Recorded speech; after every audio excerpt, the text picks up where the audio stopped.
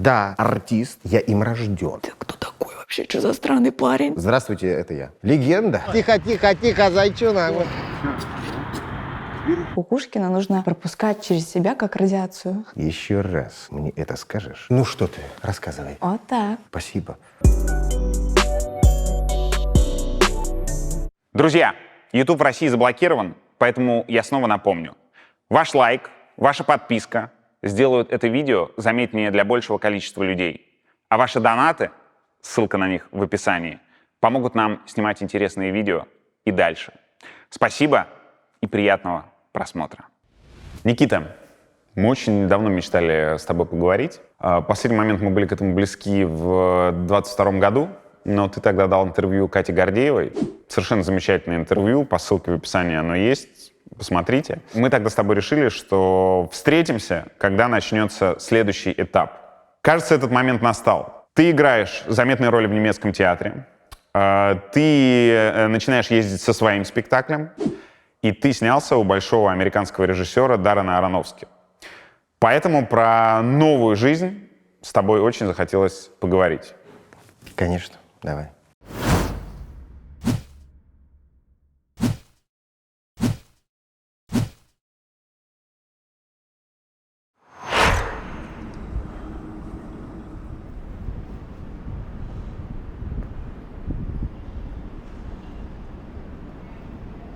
Только что вы отыграли «Легенду», Да. премьеру 2024 года, которая очень шумно прошла и вызвала, как я понимаю, довольно положительные рецензии. Да, в основном, да. Все знают, кто такой Никита Кукушкин, да, и вот сколько в тебе энергии и все остальное, но я тебя живьем в театре не видел ни разу.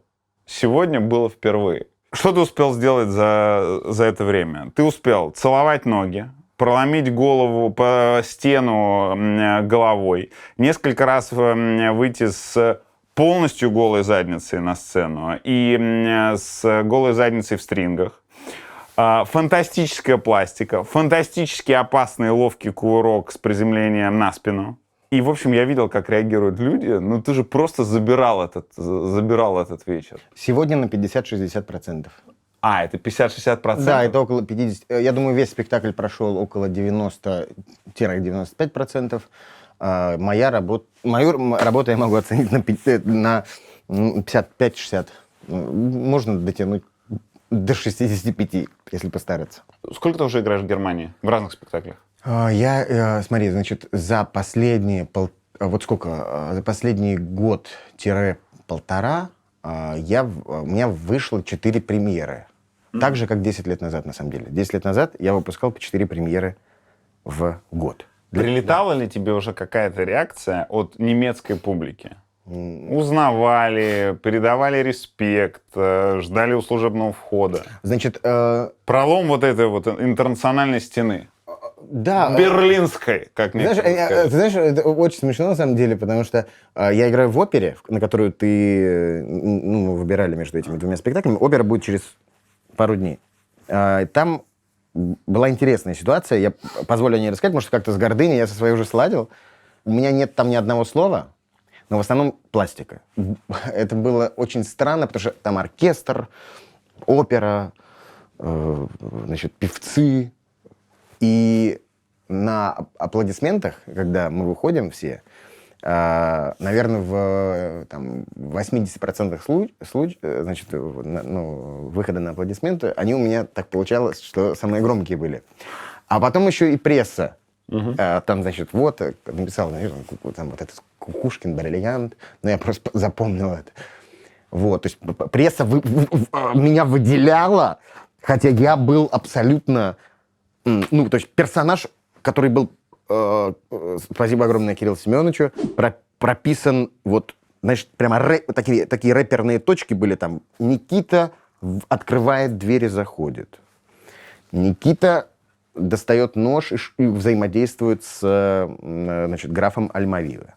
Никита что-то еще делает. То есть там это роль, которой не существовало. Ее не было даже написано. Она не... Ее то есть это просто... Мы это назвали альтер-эго графа. Вот. И да, пресса, значит, публика. Это смешно, но вот так. Признайся, что ты почувствовал, когда большая немецкая газета назвала тебя бриллиантом? Я подумал, что, я не знал, что ли?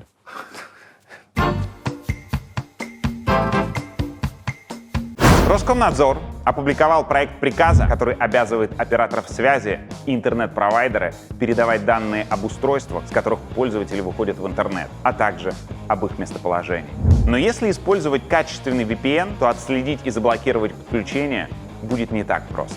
Blank VPN — современный и безопасный сервис, который уже 8-й год открывает доступ к любимым сайтам и сервисам. Blank VPN использует протокол V2Ray, который неотличим от обычного интернет-трафика. То есть, когда вы используете VPN, это выглядит так, как будто вы просто открываете страницы в интернете. Blank VPN — это не только про безопасность, но и про максимальное удобство в использовании. С ним можно смотреть YouTube в 4К без рекламы, пользоваться недоступными сайтами и сервисами и экономить на региональных ценах, использовать удобное расширение для браузера, подключать неограниченное количество устройств, устанавливать VPN на роутер и Smart TV, делиться подпиской с близкими, заходить на российские сервисы в поездках за границей.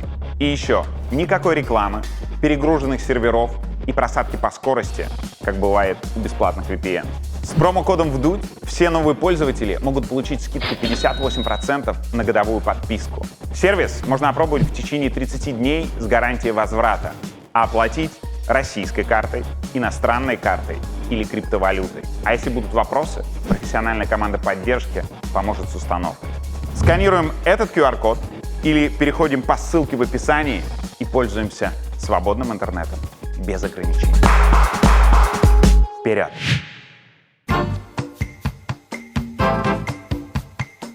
Ты снялся у большого голливудского режиссера, Да, у Даррена Аронофски. да. Расскажи. Что могу?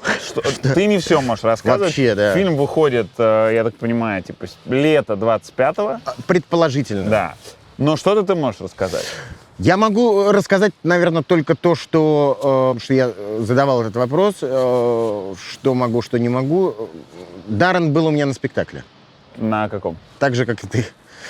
Вчера, да. Даррен был на спектакле... Я чувствую, что как в какой-то Да, закрытый да. клуб вхожу. Да. Даррен был на спектакле «Барокко» в Москве. Видимо, когда он встречался с Аглаей Тарасовой, Да, часто да. бывал в Москве. Да, и он был на спектакле. После спектакля мне поступает звонок. Никита, тебя, значит, с тобой хочет познакомиться Даррен Аронофски. Для меня это было вот бабы на Манопске. Я как-то вот... Слушай, я рабочая лошадка. Я, значит, бегу В смысле, ты не понимал, кто это? я как бы, ты там что-то как бы... Что-то вспоминаешь, не вспоминаешь, это смотрел, это не смотрел. Как-то вот, кто-то не из нашего села. Вот, значит, я иду туда, там стоит Даррен. Никита, огромное спасибо вам за вашу работу. Значит, замечательно. Я говорю, спасибо. Нормально, типа, что, Никита, кайф. Все, пошел дальше жить. Вот, проходят годы, да, и мне звонит мой агент, который здесь со мной был у меня до недавнего времени, и со словами: «Никита, я не понимаю, кто ты такой». Я говорю, я Никита. Я говорю, я Никитос. Я все прислал, шаурил, визитки, все есть. Я все рассказал, кто я такой. Я нигде не преуменьшил и не преувеличил. Я не понимаю, кто ты такой. Я срочно перечитаю информацию о том, кто ты такой. Тебя ищет сам Даррен Аронофски. Тебе нужно срочно связаться с ними. То есть человек год, так скажем, я год не получал никаких проб, ничего у меня не было. Ничего. И вдруг человек, вдруг прилетает... Отреагировал на сладкое. Вообще, то есть, человек действительно начал изучать, кто я такой. Типа, что за шаурил он мне прислал. Вот. И Далее мы связались, пообщались. Я уже не знаю, сколько дальше я могу что рассказывать. Ну, в итоге я первый раз в жизни оказался в Америке, в Соединенных Штатах Америки. Первый раз я прилетел в Нью-Йорк. Работать, а не С двумя трусами. Одни с дырой у меня были. 3 трусов, одни с дырой. И, значит, маникюрного набора нет. Можешь подарить, кстати. У меня, я думал, что у меня носки дырявые. Потому что мне, ногти не постригать. Да, вот такая тема. Понимаю. Короче, в общем, я просто поехал играть премьеру вот этого спектакля. Мы играли ее в Рур-Триеннале на фестивале. Да. И я буквально с собой собрал маленький чемоданчик. И жена с детьми была на море. Отдыхали мы все. И я уехал буквально вот отыграть премьеру и вернуться, к жене с детьми. И я, значит, прилетаю туда. У меня вот буквально там вот эти трусы, шорты какие-то, майка какая-то. Чувак приехал с моря. Я говорю, ребят, мне вот нет трусов. Типа, я вообще здесь первый раз в жизни. Я уже не знаю, да, короче, они мне выдали трусы. Да. Трусы, носки. Да. Уровень, так. Дали мне трусы, носки, дали мне штаны. У меня штанов не было с собой. У меня куртки с собой не было, и не было даже... то есть, только маечки у меня были с собой. Я буквально... И все, я там находился на протяжении 3 месяцев. 3 месяцев? Да, 3 месяца там был. А где жена с детьми прилетели потом? Да. Они Тебя просто украли из семьи. Да, но украли... Увели. Слушай, украли и при этом семью потом еще... Да. По-человечески. По-человечески, да. Что это за роль? 2-го плана, 3-го? Нет, нормальная история, если не вырежут меня. Ты не можешь рассказывать детали сюжета, но ты играешь плохого русского? Могу лишь так сказать, наверное. Процитировать, точнее, попытаться процитировать.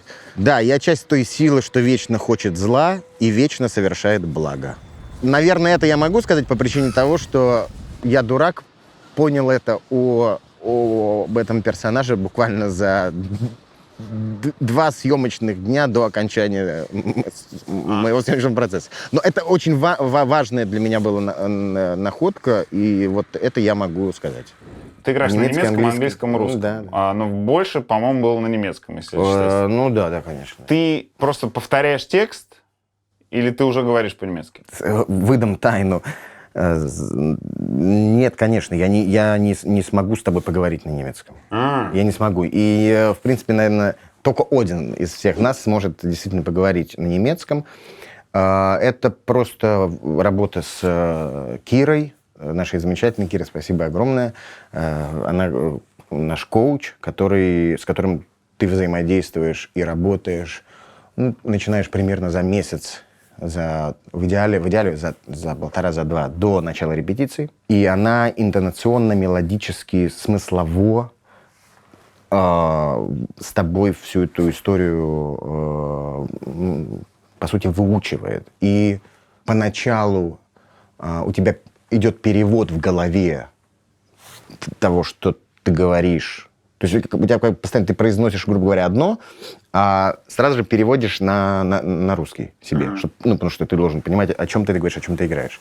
А потом это постепенно уже смешивается, потому что у тебя это уже все вбито прямо кольями. И, то есть для тебя это становится уже таким одним пирогом. Вчера на спектакле ты проламывал головой стену. Да. В одной из сцен, в общем, где ты, собственно, забирал публику, я так понимаю, просто 50-60%. очаровывал их, пробивал стену головой, и я думал, что это была сценарная история, а оказалось, что это ты ее предложил. Слушай, я изначально предложил, чтобы я выпрыгивал из стены. То есть, чтобы меня на сцене не было. Стена картонная. Нет, это не картон, это гипсокартон. Мне не очень нравится, что он такой плотности. То есть можно было бы потверже. Потверже. Ну да, потому что это, да. Неправда. Вопрос не в неправде, а вопрос в том, что когда я ее ломаю, то есть я ее как бумагу еще чуть-чуть, то есть, это больно, я режу. Я не знаю, есть ли у меня сейчас царапина? Ну, немножечко, Ну, да. чуть-чуть, да. Вот. А вообще хотелось потверже. Изначально я предлагал, чтобы я выпрыгивал из стены. То есть вот меня нет на сцене, и просто я выпрыгиваю кувырком или там в полете выпрыгиваю из стены буквально. Значит, предложение было выслушано, но обработано. И в итоге мы решили, что... В итоге я в рамках импровизации вот такую историю сотворил, что, значит, головой я пробиваю эту стену. Меня часто пытаются останавливать и говорят, что, ну, Никит, может, не надо, или там, давай по-другому как-то, да, зачем головой? Но я чувствую, что работает, поэтому делаю. Но, тем не менее, значит, немцы, они меня очень просили, там, чтобы я сначала рукой сломал, а потом головой. Таким образом, в случае каких-то страховых случаев... Больше шанс на страховку. Не для меня, а человеку, который отвечает за безопасность, ему не будет ататайки. Да, не будет ататайки. А я ему сказал, я только, вот для тебя я только это делаю. Вот, чтобы тебе не было плохо, я буду... Типа это лажа, но ради тебя я это готов. лажа, потому что нет никакой проблемы в том, чтобы пробить головой, а не рукой сначала. Но из-за того, что, ну, как еще может быть, из уважения к вам и человеческого отношения, я буду, окей, сначала там чуть надломлю ее рукой, никто не заметит, надеюсь, но потом буду уже... не заметил. Ну, и слава богу. А потом уже буду пробивать ее головой. Да, ну, это было мое предложение, от которого меня, насколько я помню, как всегда, часто бывает, останавливали. Мы уже несколько раз рассказывали, почему Бали входит в топ самых популярных направлений для инвестиций в недвижимость.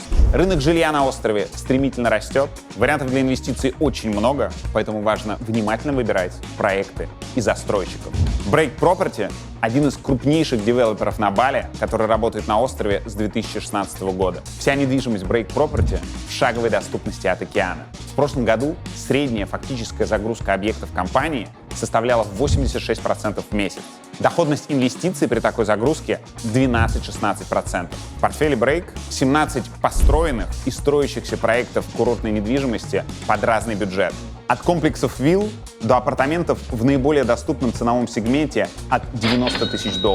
Все проекты сдаются под ключ, на все объекты предоставляется рассрочка до 30 месяцев, а первый взнос всего 25%. Управляющая компания сдает вашу недвижимость туристам, занимается уборкой, ремонтом и прочими заботами, а вы регулярно получаете доход. Недвижимость застрахована и на этапе строительства, и после его окончания. А чтобы выбрать ее и оформить, не обязательно даже прилетать на Бали. Все можно сделать удаленно. Провести оплату можно в любой валюте из любой точки мира. Сейчас один из самых выгодных проектов на этапе строительства — Elysium. Просторные виллы и апартаменты с собственным садом, балконом и видом на океан или реку. Проект находится в самом популярном и быстро растущем районе Бали — Чингу. Океан в пешей доступности, вокруг развитая инфраструктура. А в самом Элизиуме запланировано 2500 квадратных метров общественных и коммерческих пространств. Рестораны и кафе, магазины и коворкинги, тренажерный зал, спа-центр, йога-студии и зоны отдыха с просторными бассейнами. Еще один интересный проект — Edem Villas в Нуса-Дуа. Это вилла в греческом стиле с приватными бассейнами и потрясающими видами на океан. На все проекты сейчас действует акция. Можно оплатить только часть стоимости. Оставшиеся управляющая компания Break заплатит с дохода от аренды. А по промокоду, вот он здесь, вы получите специальные условия на обслуживание от управляющей компании и увеличите доходность инвестиций. Все детали по ссылке в описании. Также у Break есть собственный YouTube-канал, где они рассказывают о всех нюансах инвестирования на Бали. Ссылка на канал также в описании. Вперед!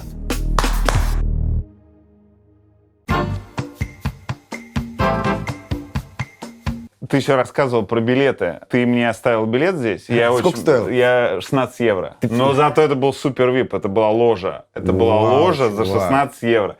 И расскажи, ты сказал, что ты очень виновато так сказал. Сказал, что слушай, я тебе оставил билет, но за него заплатить надо будет. И в этом есть разница между Гоголь-центром и этим. Расскажи, какая? Разница очень простая. Обычно Кукушкина всегда ненавидели за то, что он звонил вот день в день и говорил 5 билетов. Гриша, спасибо тебе огромное, Сазанков, говорил: Кукушкин, ты что, с дуба рухнул? Я же понимаю, что я Кукушкин. Я говорю: 10 билетов на фамилию, и говорил фамилию моего отца, которого я никогда в жизни не видел. Но это пароль. И люди приходили, реально, уважаемый, я помню, Леонид Парфенов пришел, к примеру, и назвал фамилию моего отца, которого я никогда в жизни не видел. То есть и без проблем тебе давали билеты, да? А здесь, вот как мы сейчас снимаем в гримерке, потому что есть правило, что каждый человек, который попадает в кадр или видит камеру возле себя, должен подписать бумагу, или ему должен сообщить об этом, уведомить его и так далее. И точно так же с билетами. Билетов нет. Я попросил билет, мне дали, но как бы со скидкой. Как бы ты ни играл, что бы ты ни делал, как бы ты там ни... Значит, кто бы о тебе ни написал, тебе могут дать там один бесплатный, остальные со скидкой. По-моему, это нормально. Это нормально, но вот у нас... Понимаешь, в чем дело? Здесь Я, если что, даже плачу всегда, когда музыканты приезжают. Я всегда стараюсь купить билет тех музыкантов, кто приходит. Я пользуюсь фиской, чтобы пройти, увидеться, но я покупаю билет, чтобы они заработали деньги. Я тебя понимаю. Здесь, тем не менее, могу, вот если так сравнивать, да, здесь рацио, оно держит в таких ежовых рукавицах значит, нерациональная составляющая. Тебе это нравится или нет? Мне это тяжело. Я понимаю, что в нашем случае, когда мы иррациональны, когда наша любимая родина — это сказка наяву, когда все возможно, когда инь и янь просто вот... Когда, знаешь, из ядерного реактора вынули все стержни. Когда все происходит в моменте и откатывается назад, а потом опять происходит. И все это в течение 3 дней. Это, с одной стороны, прекрасно, потому что это как бы, жизнь. Это жизнь, это проявление для меня Бога. Вот Бог, он как-то так странно проявляется. Он не создает, он не создает прямые эти самые линии. А при этом это приводит к ужасным последствиям. В итоге из-за этого же, из-за того, что да ладно там это, проедет там, что-то там, нормально. Понимаешь? Как бы вот проехал, сначала проехал, потом это самое, потом танк пошел. Вот как бы и вот нас заносит в этом плане. А здесь они как-то вот научились с собой совладать, и по этой причине вот для жизни на Земле, вот как, вот, знаешь, мы на Земле живем, окей, они вот себя держат, они прям квадратишь, практиш гуд. Идеальная система, ты себя в нее встраиваешь или не встраиваешь, тебе тяжело или не тяжело, и ты существуешь, ты понимаешь, что это вот здание, которое оно не рухнет, но интересно, да, как в 20 веке это же рацио, оно перегнуло настолько палку в какой-то момент, что тоже привело к катастрофе, по сути. Вот такая вот, как бы, история. Это как в Берлине ты замечаешь, что люди никогда не позволят себе перейти на красный сигнал светофора. Это я к чему? К тому, что все идеально, все спокойно, все тихо, даже если не сравнивать только с сигналом светофора. Тем не менее, когда Новый год, всю неделю, это не просто, это не фейерверки называется. Это называется, просто война начинается. Фактически. То есть фейерверки стреляют по домам, по полицейским машинам, друг по другу. Это не то есть они энергию сбрасывают в эти новогодние праздники относительно того, что колпак может как бы сорвать. Вот его срывает здесь, можно наблюдать в эти новогодние праздники. Самая сумасшедшая вещь, которую ты делал на сцене? Был у меня один спектакль, где я на протяжении полчаса, это Маяковский, трагедия, полчаса я нахожусь вот таким вот образом, наполовину высунутым из люка, вот таким, и полчаса я прочитываю все произведение Маяковского по ролям. При этом у меня стоит камера в 3 метрах от меня, зал 800 человек, я один. 83 примерно маски, которые меняются за счет вот такого движения головой. А маски, в смысле, актерские? Нет. В том числе, но маски, вот знаешь, накладываются изображения на лицо. Там на экране, на экране, да. То есть меня видит зритель, и там маски. И я читаю по ролям эту историю, а при этом наша любимая родина, мы как нашли решение. Вот здесь стояло такое зеркало автомобильное, куда я вот так мог подглядывать, потому что иногда, если маска перелеснулась или что-то заблочило, мне нужно было отмотать как бы вот назад. А все это по ролям. И при этом еще меняется тембр голоса, интонации. И нет никакого... То есть все, чем ты держишь, это тембром, смыслом, самой формой стиха. Ну да, глобально как бы смыслы и энергия там, да, разлита по всему этому произведению в том числе.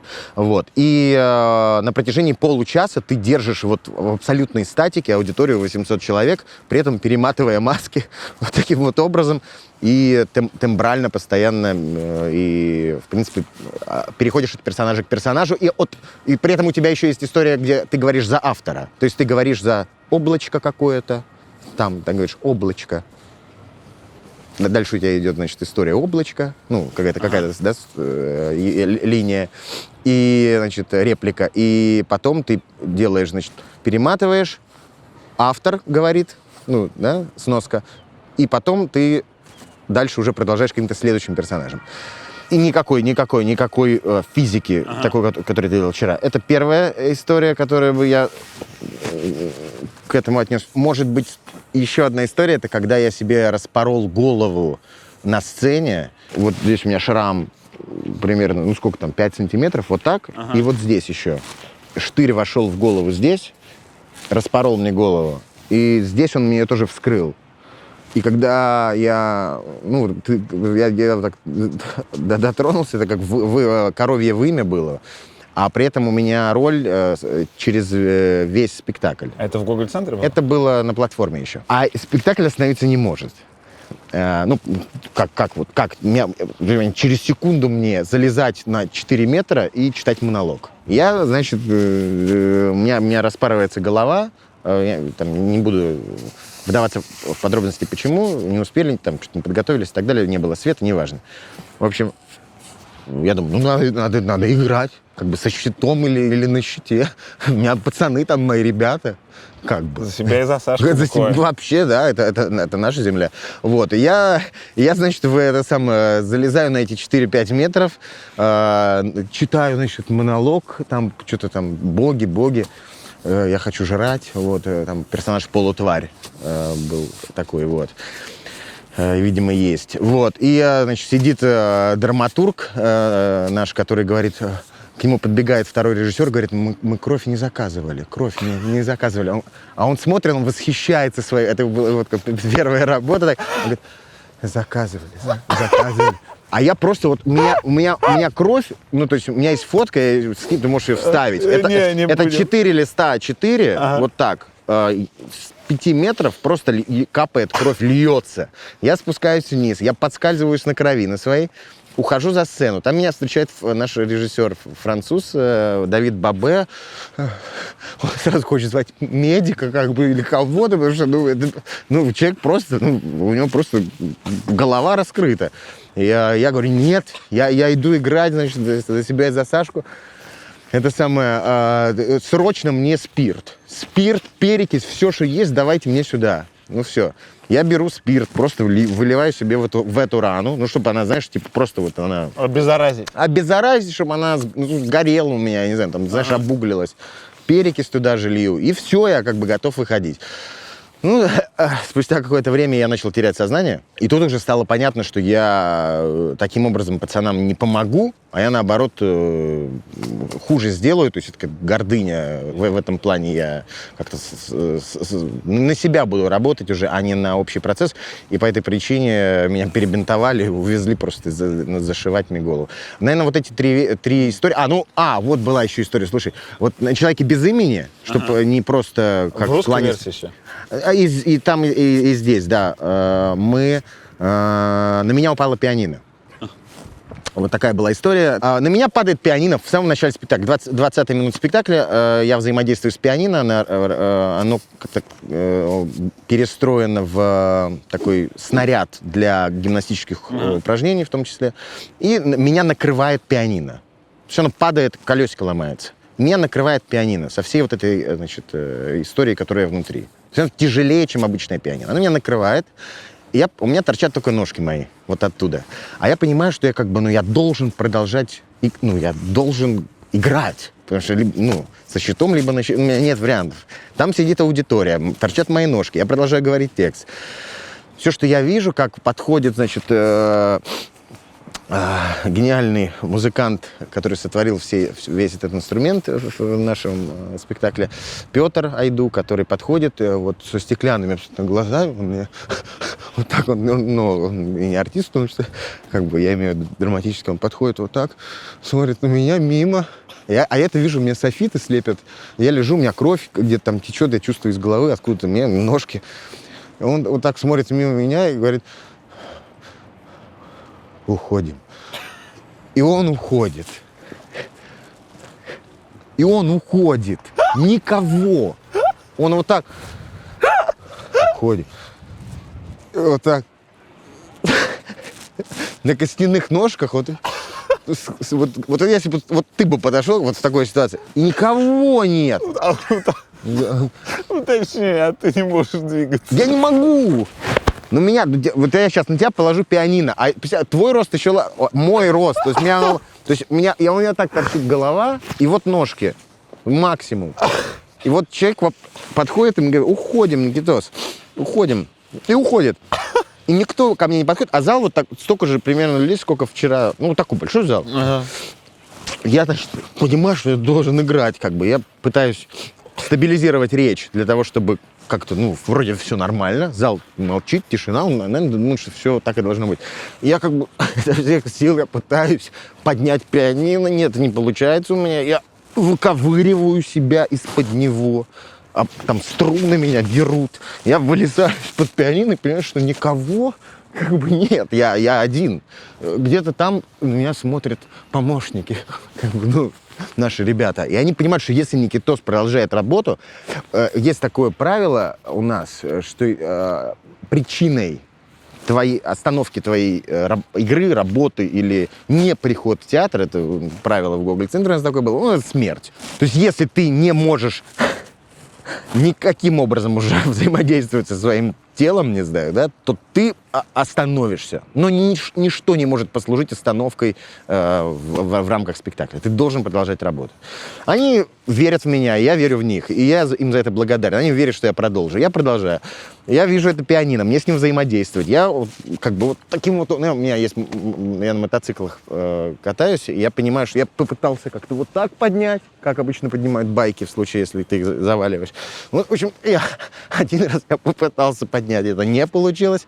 И второй раз, когда я уже просто вот с ревом, с криком, абсолютно поперек текста и драматургии, так скажем, я вот так вот с ревом я поднимаю это как бы вот пианино, ставлю его, докатываю его до позиции, и продолжается спектакль. Он прошел не очень хорошо, то есть это был не очень хороший спектакль, но это был спектакль о том, значит, вот это я могу себе, наверное, поставить такую галочку, что должен делать артист в случае, если на него упало пианино, он играет моноспектакль на 20-й минуте. Это все происходит, и он продолжает работать. Заметил? Нет. Мы пишем это в Берлине. Как тебе тут? В Берлине... Во-первых, я благодарен Берлину. Это нужно сказать. Я благодарен обществу, зрителям, тем людям, которые помогают в процессе этой ассимиляции или этого периода жизни. С точки зрения профессиональной точки зрения, все супер. В плане количества премьер, спектаклей, в плане того, как Германия помогает молодым семьям, как люди в Германии встречают тебя и дают тебе возможность работать и реализовываться, особенно в культурной сфере. Если бы я был немцем, то, наверное, это идеальный конструкт общества, которое вот они здесь создали. В плане того, как здесь все устроено, в плане поддержки со стороны государства.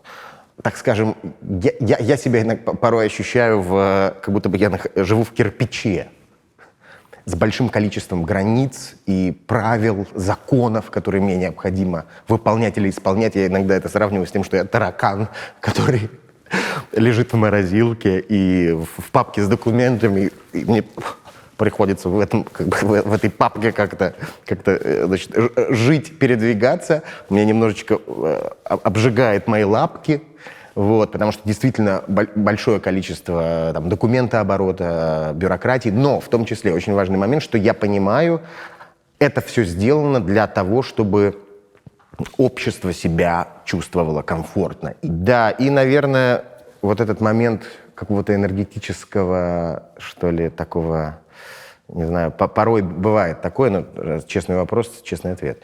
С точки зрения, знаешь, как будто бы такая, не знаю, как будто бы металлическая плита лежит. Может быть, это связано с погодой или с облаками, которых здесь достаточно, которые здесь часто наблюдаются. Вот. Полгода в году примерно. Да, может быть это. Так в Москве такая же плита с октября по апрель. Может быть, но ты знаешь, вот опять же, здесь порой я чувствую, что больше, чем ты делаешь, не надо. И я понимаю, что все зарегулировано. Вот всему есть свой срок и время, и термин, в который тебе необходимо попасть, прийти, поставить галочку, и это будет исполнено. Термин — это запись. Термин — это да. Appointment, да.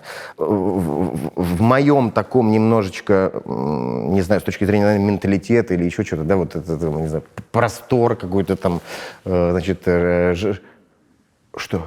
Так хорошо? Так, мы рассказываем про то, как устроен Берлин, и выключилось электричество в этот момент. Потому что, знаешь, я так шучу, что единственная эта самая атомная электростанция это я.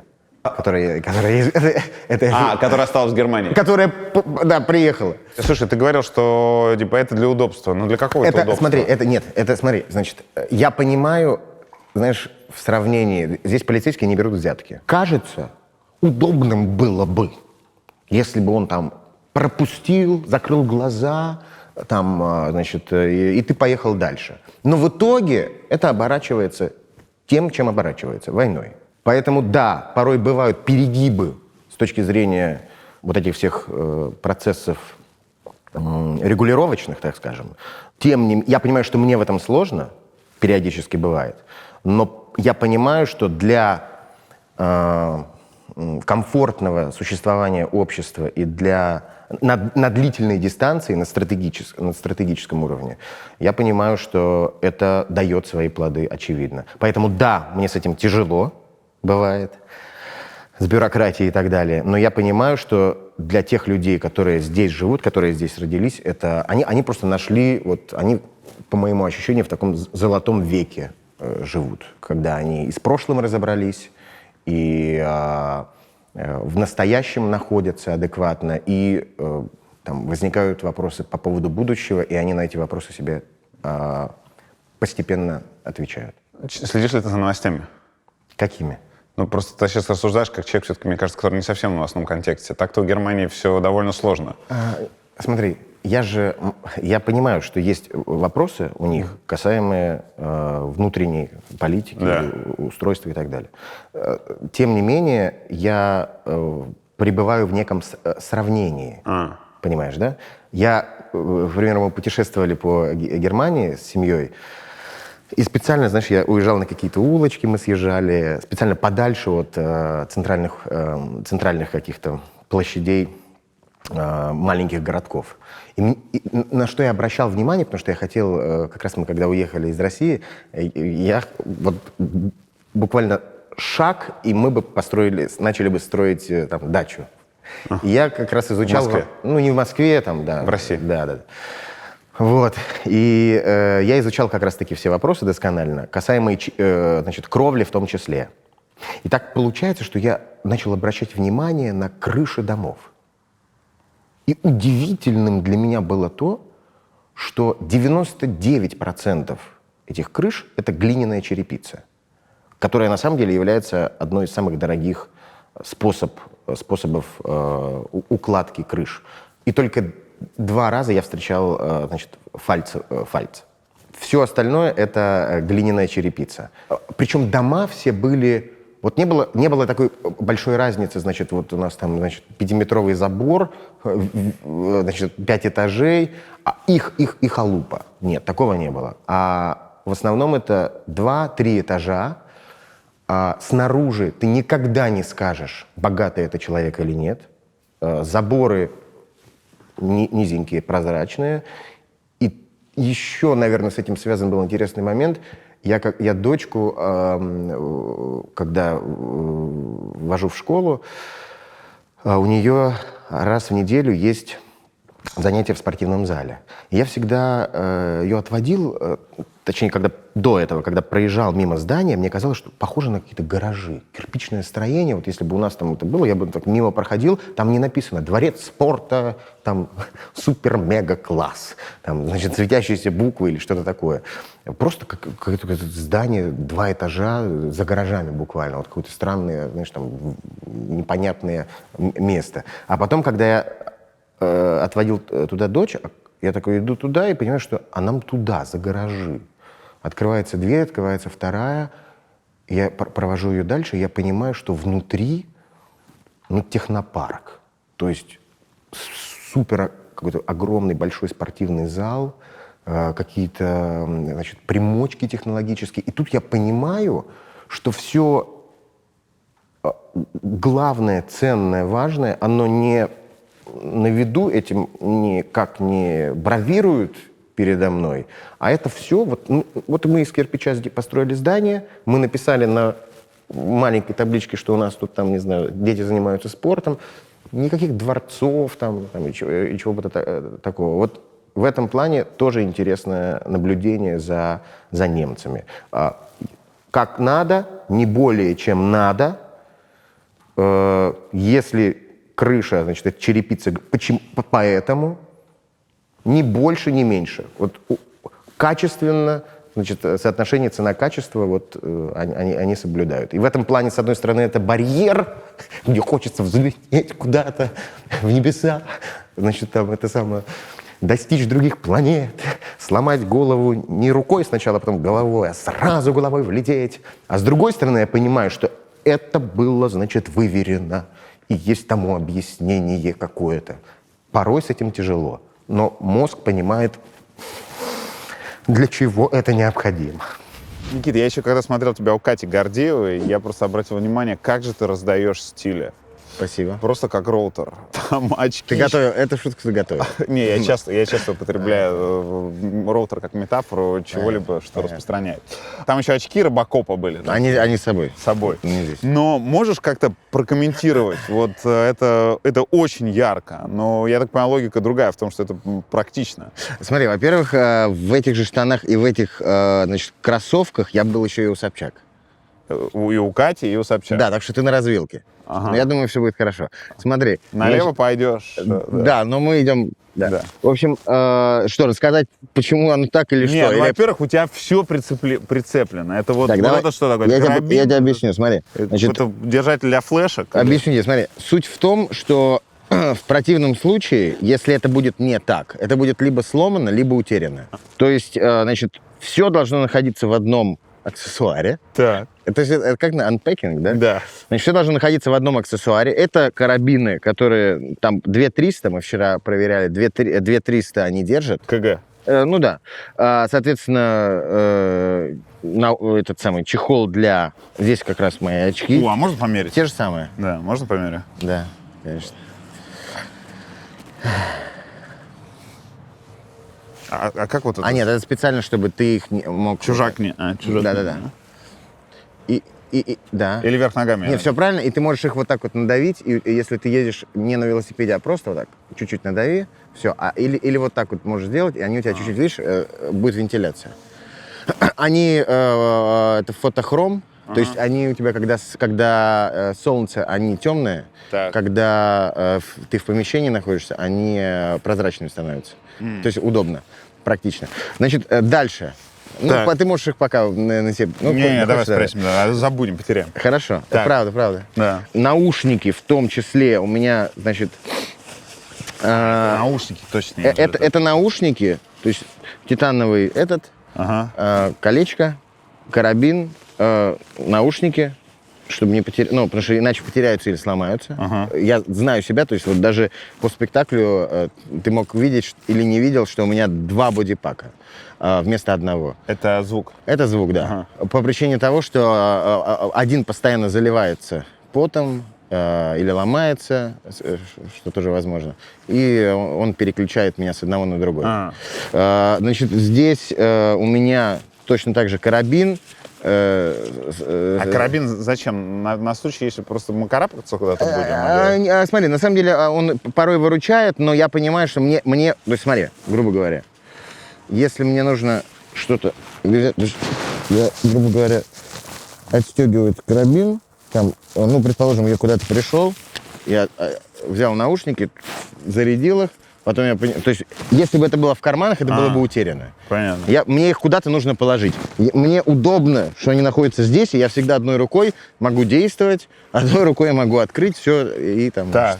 Это не все. И здесь, соответственно, все документы, они тоже, это, насколько я понимаю, страховочная история, которая, вот, то есть кошелек. Вау. То есть буквально мы можем вот так вот делать, да? Да, вообще все, что хочешь. То есть это альпинистская история. И документы все, они тоже, видишь, 2 карабина, 3.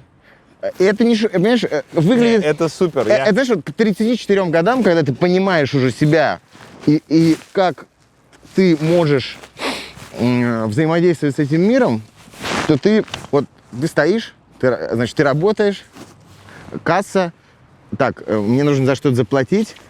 Да-да, мне нужно за что-то заплатить. Окей, там, ну, пару секунд мне нужно это самое. Да, хорошо, что, значит, карточка, да? Хорошо. Вот, то есть она у меня здесь. Я заплатил. Дальше я, значит, продолжаю общение, продолжаю наблюдение у меня здесь, оно присутствует, да, соответственно. Все, я, значит, нахожусь во внимании. То есть мне нужно максимально сделать так, чтобы все у меня было свободно, руки свободны, и я мог взаимодействовать с внешним миром. И чтобы ничего не было утеряно. Это, значит, телефон. Объяснюсь. Ну, конечно, AirTag. AirTag повсюду. То есть они и в сумке AirTag.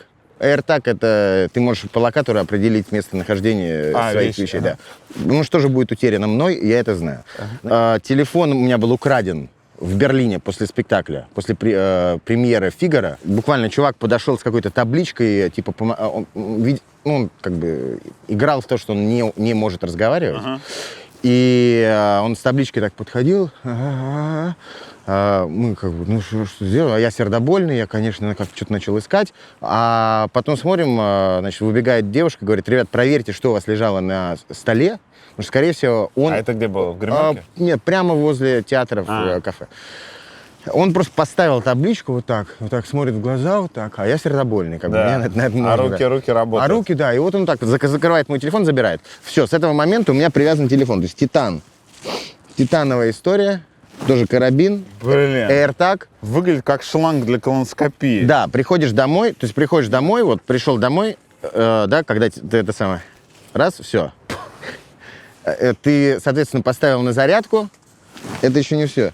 Ты поставил на зарядку, после этого ты также это обратно прицепил. В случае, если тебе нужен только телефон и у тебя нет штанов, то есть, к примеру, ты пришел на репетицию, да. Это делается вот так. Ну, таким образом. То есть ты делаешь вот так.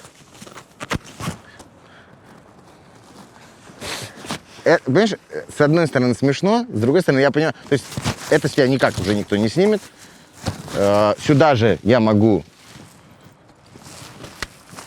прицепить наушники свои, которые мне там могут, грубо говоря, понадобиться. Ну и все, и как и в большинстве твоих ролей, спокойно можешь вставать на четвереньки и изображать это. Все, что, да, Да. самое главное, что все твои основные элементы, так скажем, они с тобой. Когда я готовился, мне рассказали про то, как ты поступал в институт.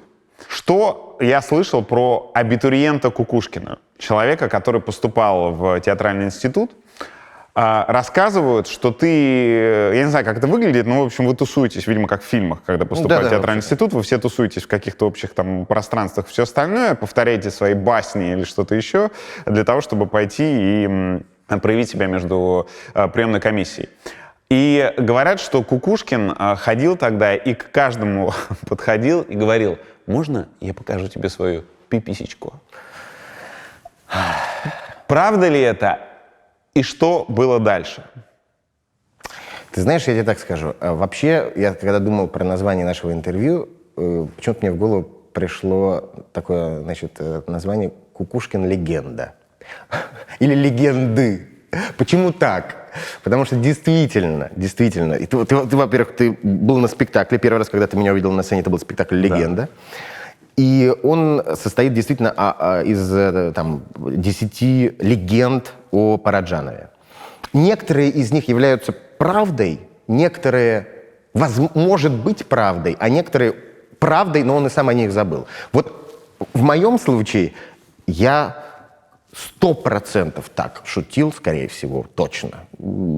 И не только на поступлении, но именно там подходить к каждому и, значит, вот как ты это сказал, подходить к каждому и предлагать, значит, это действие, ну, может быть, нашло определенное настроение в какой-то момент, но не уверен, что вот прям так, что, знаешь, там, у меня просто времени бы не хватило, если бы я думал о том, чтобы там кому-то что-то показать на протяжении целого дня, когда ты там поступаешь в театральный институт. Но шутки такие точно были 100%, миллион.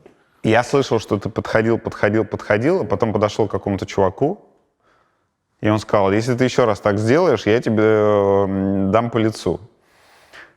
И ты в итоге все равно еще то ли 1, то ли 2 раза ему подошел, и он тебе вломил за это, а ты возмущенно прибежал и сказал: пацаны, ребята, что он сделал, почему, за что? Слушай, прикольная история, пускай она останется легендой.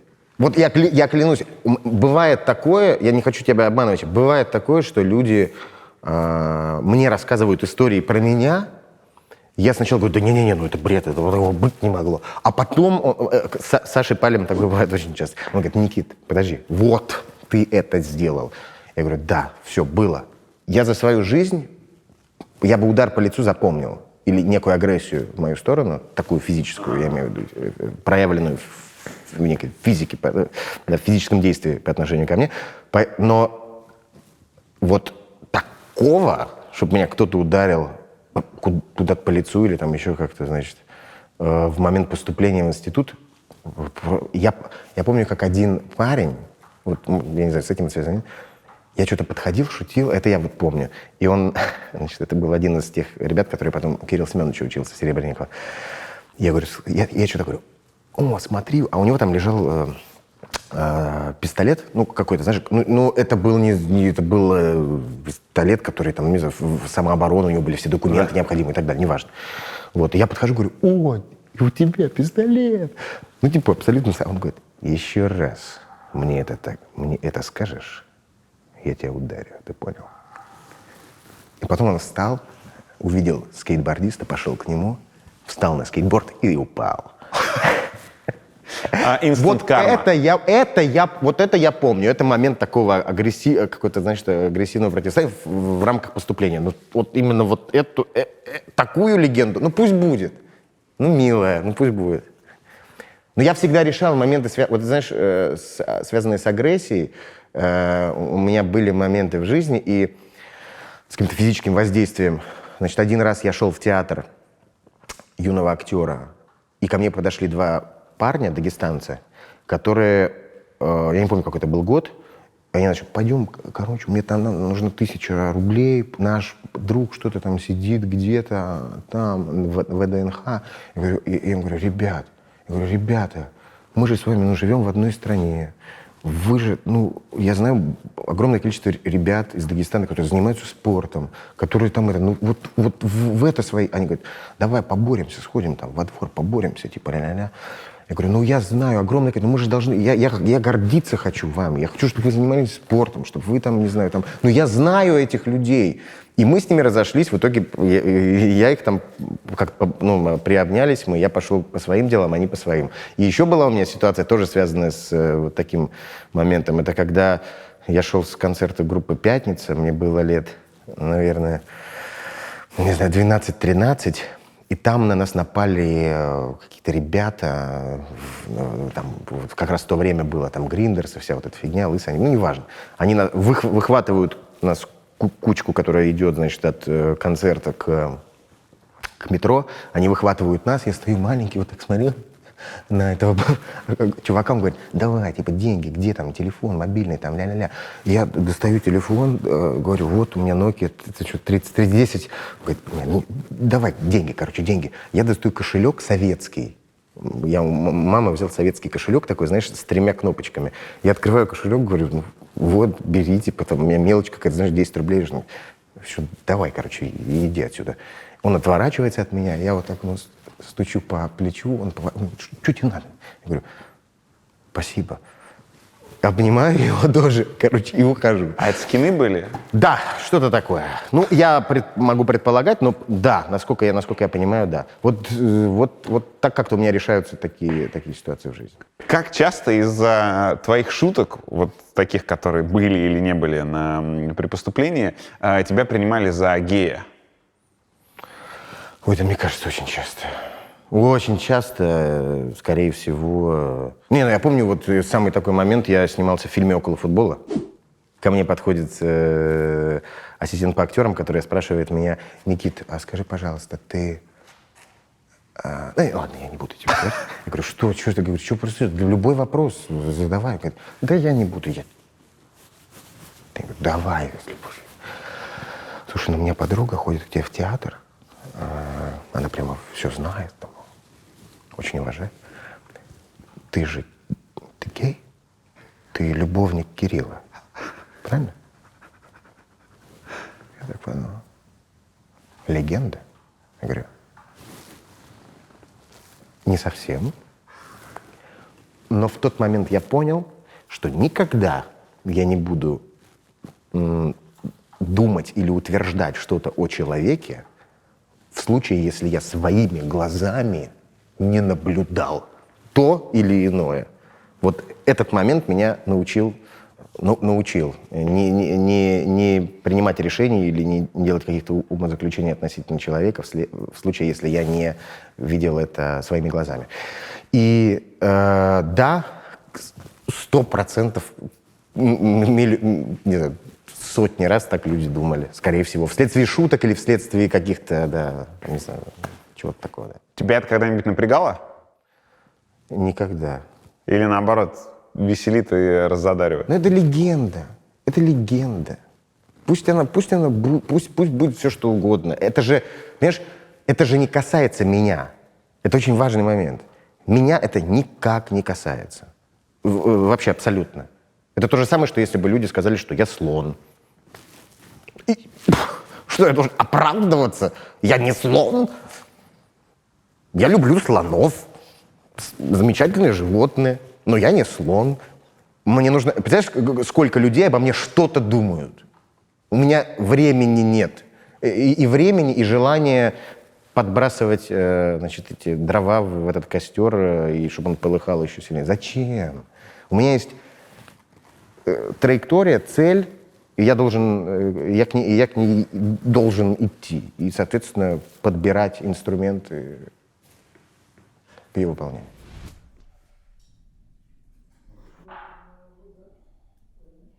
Все эти годы, что я наблюдаю за Никитой Кукушкиным, мне очень хотелось пообщаться с людьми, вместе с которыми он живет и которых он любит. Поэтому я очень рад, что оказался здесь, и мы планировали пообщаться с тобой, но София, ваш старший ребенок, тоже вместе с нами. Да, активно участвует в беседе. Привет. Аня, как ты уживаешься вот с этой энергией?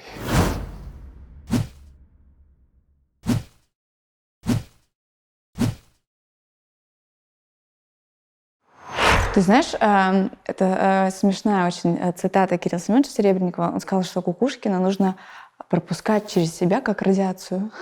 Да, кто-то говорит, что ну, вот надо как-то так, а у нас, видимо, потому что мы очень много времени проводим вместе, у меня выработался какой-то такое внутреннее зеркало, знаешь, которое ты в какой-то момент ставишь, и в тебя эта энергия, она как бы улетает обратно. Ну, то есть мы спустя какое-то энное количество лет, проведенное вместе, мы научились взаимодействовать. То есть я научилась как-то абстрагироваться иногда, когда это прет на тебя очень сильно каким-то напором невероятным. Но в то же время он очень вообще гибкий чувак. Он очень умеет подстраиваться. То есть это, наверное, какая-то иллюзия, что он немножко как атомная бомба. Но дома есть...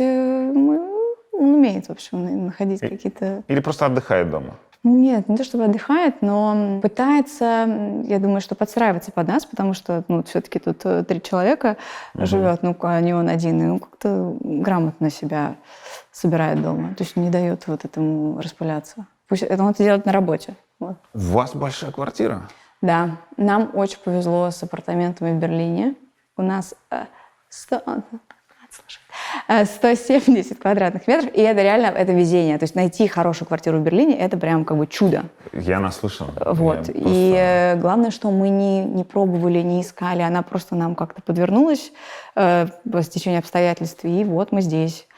И мы, слава богу, платим за нее еще не так много, как на самом деле она стоит. Вот.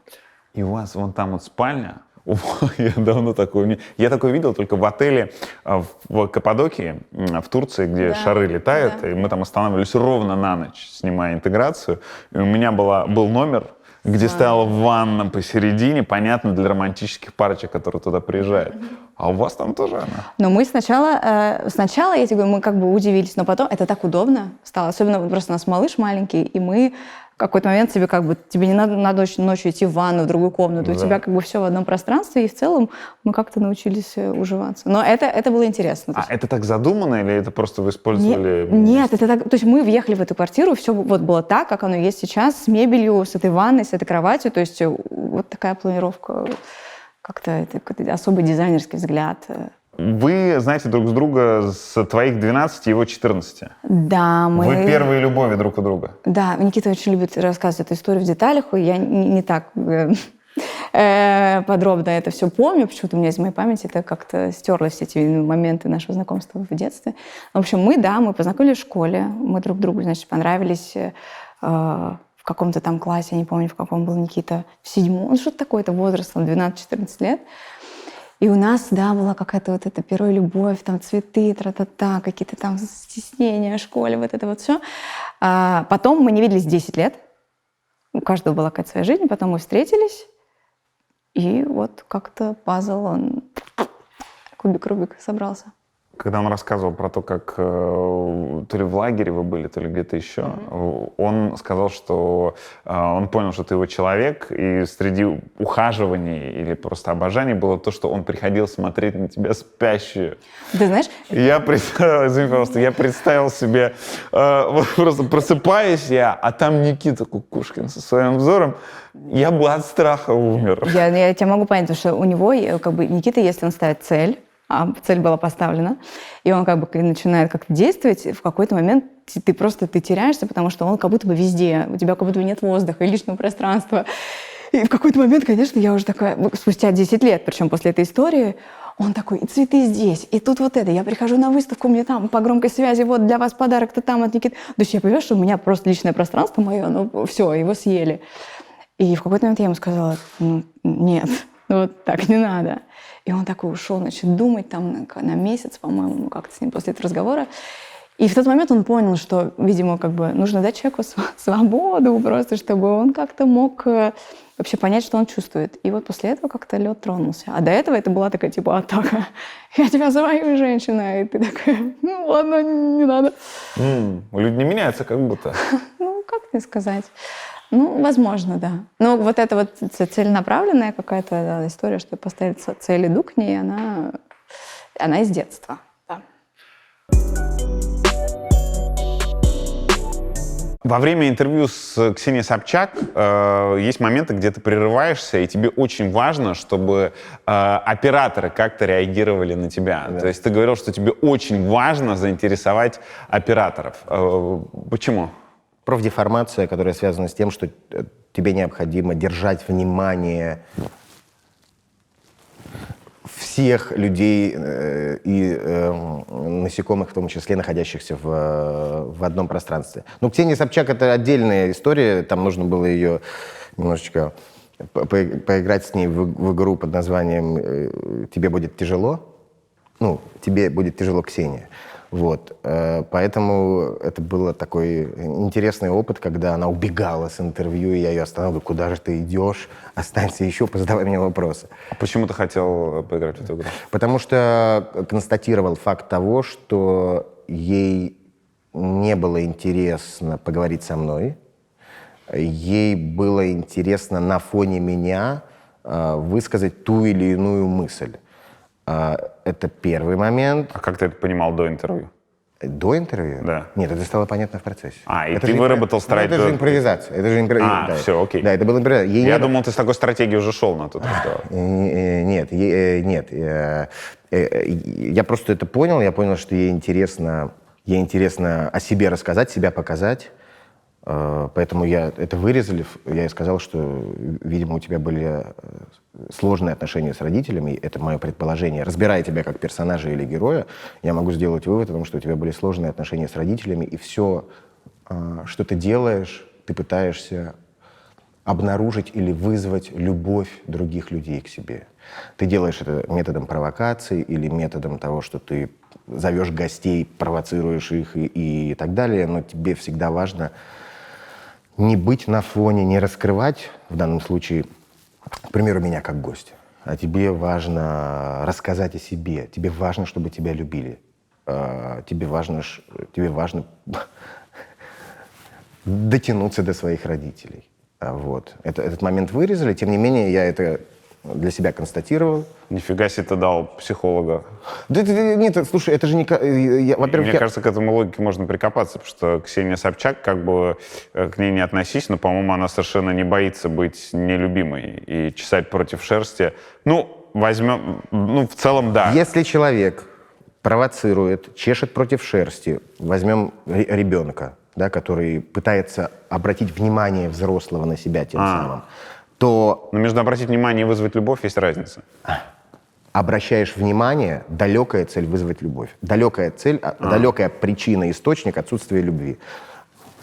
В данном случае это тоже, наверное, профессиональное. То есть разбирая того или иного персонажа, которого я играю или которого играет мой партнер, мне необходимо понимать исходные обстоятельства и причину его поступков,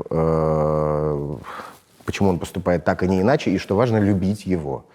Это тоже очень важный момент. Любить даже того, кто ошибается или поступает как-то неверно или неправильно в рамках, будь то спектакль или будь то жизнь. Один, может быть, два примера, когда Никита тебя очень удивил. Знаешь, мы вот это из того периода нашей жизни, когда Никита за мной ухаживал, я прилетела отдыхать на Шри-Ланку с подругой, и тут я захожу, тоже, опять же, я улетела на другой конец земли, я захожу, значит, в номер, причем это какой-то серф-кэмп был, знаешь, это не Ритц-Карлтон какой-то, а у меня там все в лепестках роз, Аня, сердце. И я думаю, я так зашла и думаю: господи, я же уехала просто на другой континент, почему, как, что? И я понимаю, что если он захочет, вот на другом конце земного шара, тебя так вот напомнит, что я здесь, все хорошо. То есть вот какие-то такие сюрпризы. Я помню, что да, меня это впечатлило. Сюрприз на другом конце света. Но он не вошел в дверь? Ты знаешь, нет. Я, кстати, ждала, что сейчас он появится. Нет, не вошел. Нет. А история про музей? Я уже это я вкратце рассказала. История про то, как ты утром проснулась, и я спал на личной клетке с чаем. Было. А что было на личной клетке? Роз. Вы чтобы я все историю рассказала? Нет, Юра спросил вопрос, чем ты меня удивил. Вот понимаешь, вот эти все истории я уже... А я опыт рассказал. Нет. Ну я же хочу, чтобы все истории рассказала. А расскажи вот любую из тех, которые он... Ну хорошо, в какой-то момент... Обманула меня и, оказывается... Короче, ладно, хорошо, это сейчас будет мой ответ. Хочешь меня показать, да? В общем, какой-то момент он мне так надоел своими ухаживаниями. Вот это, наверное, критическая была точка, после которой я, наверное, сказала, все, сейчас вот, мне нужен воздух. 8 марта это было, по-моему, 8 марта. И он мне... 8 марта вечер, я просто вот с таким... Он мне названивает, а я просто, мне не хотелось никакого взаимодействия. В какой-то момент я ложусь дома спать, и мне звонок в дверь. И я прям была такая... Я вижу его лицо в домофоне, думаю, нет. У меня гробовая тишина. Я сделала вид, что дома никого нет. Я ложусь спать, засыпаю, думаю, все, наверное, ушел, что-то как сюрприз хотел сделать. Я просыпаюсь. То ли ко мне кто-то в двери позвонил. Короче, каким-то образом я понимаю, что человек спит всю ночь у меня на лестничной клетке. То есть он всю ночь проспал у меня под дверью. Я выхожу, и я думаю... На коробке из-под чайника. Потому что у меня сломался чайник. Вместо подушки? У меня сломался чайник, он хотел подарить мне чайник. И он так хотел мне подарить 8 марта, что, знаешь, трезвонил на дверь, проночевал всю ночь в подъезде. И я думаю... Просто и вот такие бывают ситуации. И как ни в чем не бывало, подарил мне его с утра. Звучит, конечно, как начало истории, начало фильма про маньяка какого-то. Да, возможно, да. Были какие-то такие... «Сталкер» 2005. Потому что как 25. Потому что как только мы списались спустя 10 лет, первая мысль была у меня такая. Она мне родит. Я не знаю, было ли у тебя такое относительно твоей жены, но у меня такое ощущение, такое чувство действительно возникло. В общем, я попала в капкан, понимаете, да, из которого... Меня многому научили эти ухаживания. Первое, на самом деле, чему они меня научили, это, я помню, тогда один парень мне сказал, я говорю, как же так, она меня отвергает, я все ей даю, цветы, подарки, букеты, какие-то билеты в кино. Он говорит, а она этого вообще хочет? Ей это нужно? И я такой думаю, так, как же ей это не нужно? Я же ей все даю. Вот все, что, даже больше. Конечно, нужны букеты. Потом я думаю, так, подожди, она же реально говорит, что не надо. А что надо? Хороший вопрос ты мне задал. Этот молодой человек. И я понимаю, что ей нужна елка. Потому что это был Новый год, и я хотела живую елку. Ни разу в жизни у меня не было живой елки. И я я не знаю, может, я рассказывал тебе, или Аня сказала, как я пришел к ней, маленькую. Короче, он опять мне звонит в дверь. Пришел, что-то забрать. Потому что у нас был какой-то конфликт. Забрать свои вещи. И тут он мне дарит такую маленькую, настоящую живую елку. Я говорю, ой, спасибо, как приятно, я как раз хотела живую елку. Закрывается дверь, проходит 5 минут. Открывается дверь снова. Он приносит мне елку побольше. Я такая, ха-ха, спасибо, смешно. Забираю елку. Открывается дверь 3-й раз. По-моему, 3 было, 4. Сколько их было елок? Говорю, еще елка. И на какой-то как там матрешка. раз он вносит ей размером в 2 метра. 3 метра. Просто вот так. Она жила на 10-м этаже, в лифт не помещалась ель. Он ее... Метровую ель, там пролеты. И вот он мне впихнул эту ель, и что-то как-то мы Да. Еле было, я говорю, там сними, говорю, звезда хрустальная, упадет, говорю, сними, пожалуйста, помоги. И она снимает эту хрустальную звезду, я кладу ель, и когда я выхожу уже за подставкой для этой ели, я вижу, как она вот так стоит, я понимаю, что пробил, а там букет пионов. Зима, 31 декабря, там, у кого деньги есть, их достать несложно, видимо. У меня так на тот момент, не сказать, что было много, я пробиваю, значит, я просто помню, пробил. Бронь? Пробил, да, я помню, как она стоит с этими пионами, ее любимые цветы. Вот, и вот этот момент я запомнил, потому что потом, после этого, она мне предложила нарядить елочку вместе. Наряжали всю ночь. Вот, нарядить елочку вместе. Вот.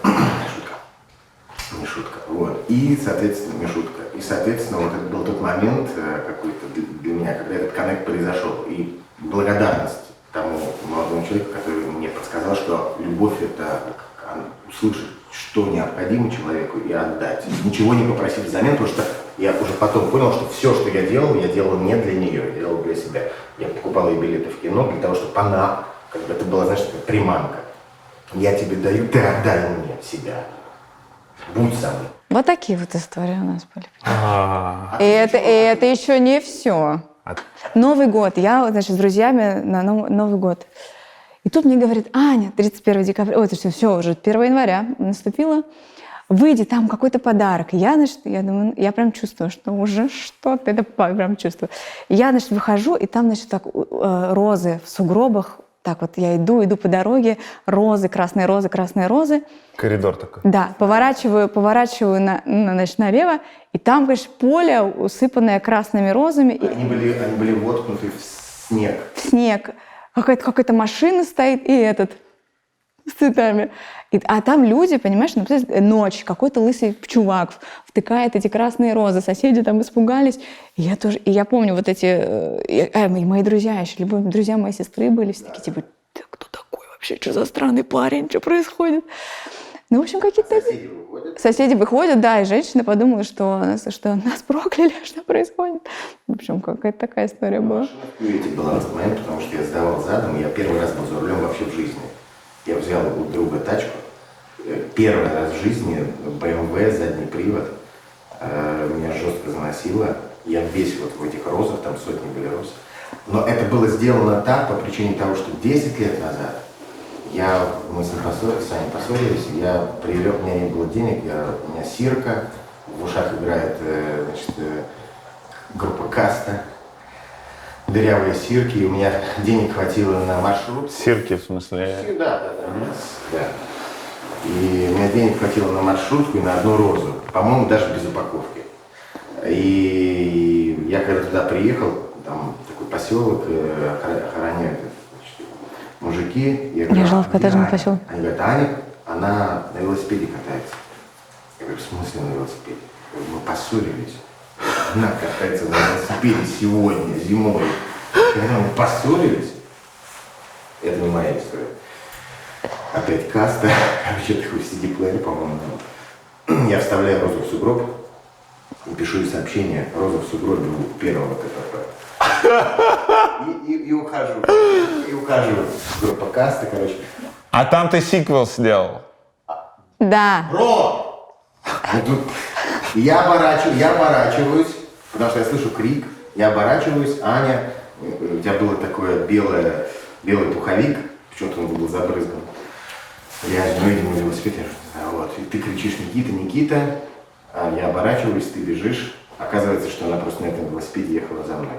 И ровно через 10 лет, тоже в Новый год, в сугробах были уже сотни, которые были и не нужны. Вот так. Ну и 1000 роз была ровно. Да, господи, 1000 роз. Я просто помню, после спектакля я заказал 1000 роз, подъехал грузовик, в нем сидел такой маленький парень, который вот так вот держал. У меня проект «Добрый ящик», который я сделал.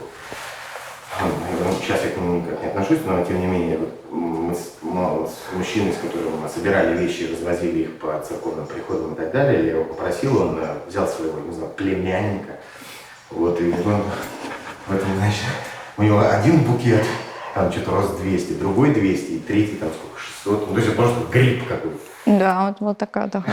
И тоже, понимаешь, и вот он занес, это был мой день рождения, он вот так вот с этим пришел. С этим И ты тут такая... красный какой-то, там, она меня тоже так думает, не афишировала наши отношения. Столько девчонок сейчас посмотрят и скажут: ты такая Дура. счастливая. Почему ты не соглашалась? Да. Но я просто, видишь, как-то вот... Я была абсолютно искренняя. Как все было, так было. А, видишь, все не зря.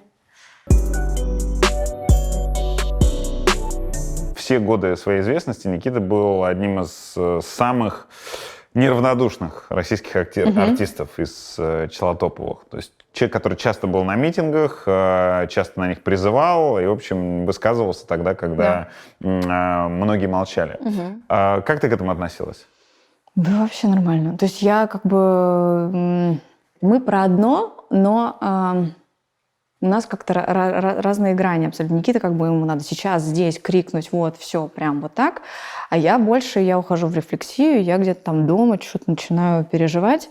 И поэтому мы балансируем. То есть я как бы прекрасно понимаю все его эти шаги. И более того, их поддерживаю, потому что, мне кажется, то, что он говорит, имеет какой-то здравый смысл. Ну ты согласна с ним? Да, нет, у нас нет расхождений и каких-то разногласий в плане там, ну, может быть, это просто какие-то диалоги но ничего такого. То есть мы прям по разные стороны баррикад мы ни разу не были. Как тебе давалось решение уехать? Когда все началось, мы вообще рванули в Стамбул на стрессе. И что-то как-то, почему Стамбул? Ну, в общем, это был какой-то нервный порыв. Потом мы вернулись. И главным каким-то отправным, наверное, рычагом было то, что Гоголь-центр закрылся. И тут мы начали уже активно задумываться о каком-то серьезном шаге. И я помню наш первый разговор. Это было на Тверской, около магазина «Москва» книжного. И он мне говорит, ну что, надо уезжать. А я как бы... И в тот момент у меня началась страшная истерика. Я просто осознала, что это действительно правильно, мы должны это сделать, и от этого стало еще страшнее. Но за этим страхом последовало просто... Мы начали спасаться делами. То есть что нужно для этого сделать? И вот дальше как-то документы, но первое ощущение было, конечно, это не просто было решено. То есть мы поняли, что нам просто там больше делать нечего. Вот как бы закрытие Гоголь-центра, это было как бы такой отправной точкой на то, чтобы двинуться дальше. Ну, то есть это совместное решение? Это не жена декабриста едет? Нет, у нас так не работает.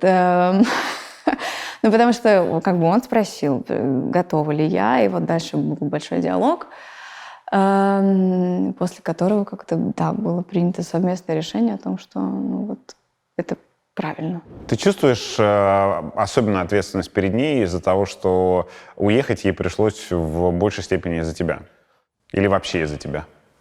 Понимаешь, в чем дело? Мы вместе принимали это решение, и я знаю Аню, и я знаю, что если ей что-то не кажется, вот не надо так делать, она мне достаточно металлическим голосом об этом сообщит, и не будет осуществлено то, что я там себе представил или надумал. Это касается даже каких-то бытовых вещей в том числе. Поэтому я понимаю, что если бы она внутри себя это не прожила и не согласилась бы со мной, то так бы не было. Мы обсудили, мы посмотрели со всех с разных сторон. Я объяснял, почему эти чувства во мне живут и чем я руководствуюсь. В нее это, видимо, я помню ее слезы первый раз, как в нее это попало. Но это были слезы не потому, что она, значит, идет за мной, делает то, что не хочет, значит, и так далее, а потому что в нее попало это в том числе. Она поняла, что как будто бы это случится, и она понимала, что... Она объясняла это себе в этот момент.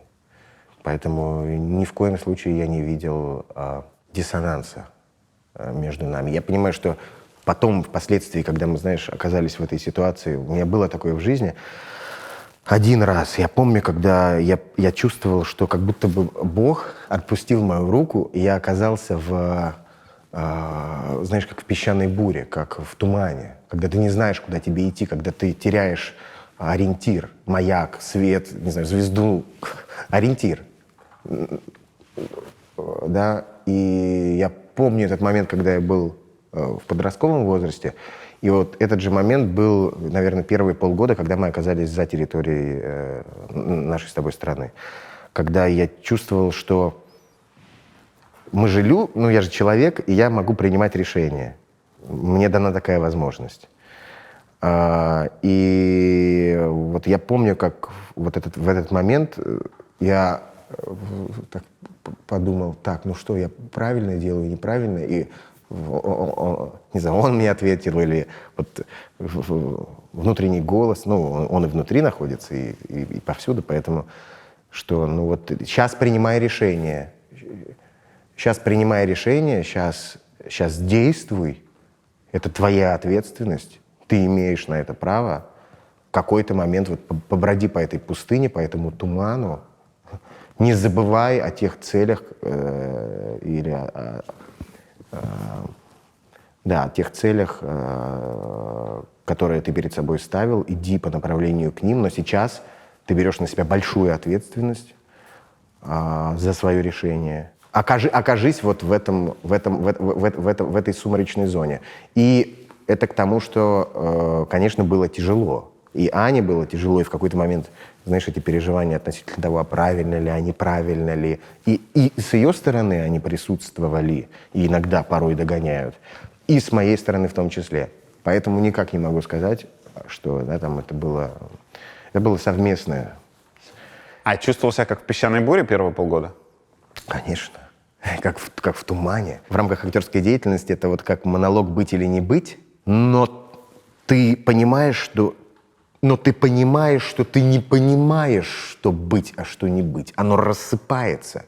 Ты не понимаешь, быть — это остаться, или быть — это уехать, сохраняя голос. Что важнее на сегодняшний день? Остаться там, как бы заморозиться, не идти на компромиссы и вот чем заниматься, да? Или же уехать — это быть. И вот это быть или не быть, оно еще, знаешь, там возникают такие весы метафизические. Ты пытаешься положить сюда быть, сюда не быть, потом не быть, немножечко от него кусочек отваливается, это оказывается быть, сюда перекладывается, потом половину быть отвалилось, ты его сюда переложил. И вот это были, конечно, страшные мытарства. Первое время, когда тебе необходимо запускать все процессы, которые ты там уже, они у тебя были на каком-то левеле, не знаю, 5-м, 8-м, если с 10 там уровней как-то это все пытаться, какую-то аналогию проводить, то здесь тебе приходилось как бы резко, быстро, тебе нужно, чтобы с 0 до 5 хотя бы, все составляющие, профессиональная деятельность, там, IT или что бы то ни было другое, семья, дети, быстро, резко, до 5 за год, давай. Вот. Поэтому, конечно, такой период был. Он был... Ну вот да, я это только вот сравниваю с тем, что вот я на какой-то момент потерял руку Господа и оказался в песчаной буре, и он только... Я старался расслышать его голос. Иди сюда, иди сюда, иди сюда. Это буря просто, да. А когда понял, что вышел из бури?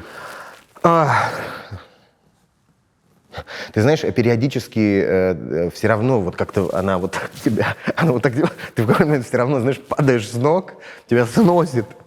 Ты думаешь, ну а что мне делать? Я продолжаю, несмотря на это. Вот важно, что у тебя есть далекий ориентир, далекая цель, далекая путеводная звезда того, к чему ты идешь, той цели, которую ты преследуешь. Вот важно ее, хотя бы ориентир ее не терять, ее отблеск не терять сквозь весь этот песок. Это первый момент. Второй момент, знаешь, когда я оказался... То есть такое количество странных событий и встреч в моей жизни за это время происходило, что в какие-то моменты я действительно понимал, что это невозможно было бы, или этого бы вообще не случилось, если бы я не оказался здесь в том числе. Это и, там, не знаю, вдруг я оказываюсь на другом континенте, Даррен Аронофски, все люди, я думаю, господи, что это с реальностью происходит? Почему я здесь? Я бы не был здесь, я бы не оказался. Или там в плане работы какой-то, когда мы там спектакль восстанавливали у подножия Святой горы, делали эти пианино, значит, в подвале школы, где дети ходят, значит, занимаются, учатся, и мы там сидим, делаем пианино у подножия. То есть, как бы, что происходит? И когда это все-таки случается, ты понимаешь, что, видимо, оно вот так должно было быть, раз мироздание помогает тебе на этих этапах. Вот как-то так. Когда случается, когда достигаешь, но там превознемогая всю боль, отсутствие ресурсов и просто я тебе говорю, вот через не то, что не хочу, а через вот руки, которые берут дрель и фигачат эти инструменты, помогая ребятам, чтобы успеть к там, премьере, грубо говоря. Ты говорил, что еще один раз, когда ты чувствовал, как будто Господь отпустил твою руку, ты испытывал такое, когда был в подростковом возрасте. Ну, что это было? Я не помню, Юр, я не помню. Честно тебе скажу, я не помню. Наверное, я как-то я помню, знаешь что? Вот, да, я припоминаю. Это было отсутствие деятельности какой-то или пауза в деятельности. Я имею в виду, выпустил там спектакль, сделал там 1, 2, 3, а потом вдруг, знаешь, возникает момент, когда... А какой это возраст? Слушай, это не подростковый, мне кажется, это лет там что-то 20 плюс-минус. Так. Где-то так.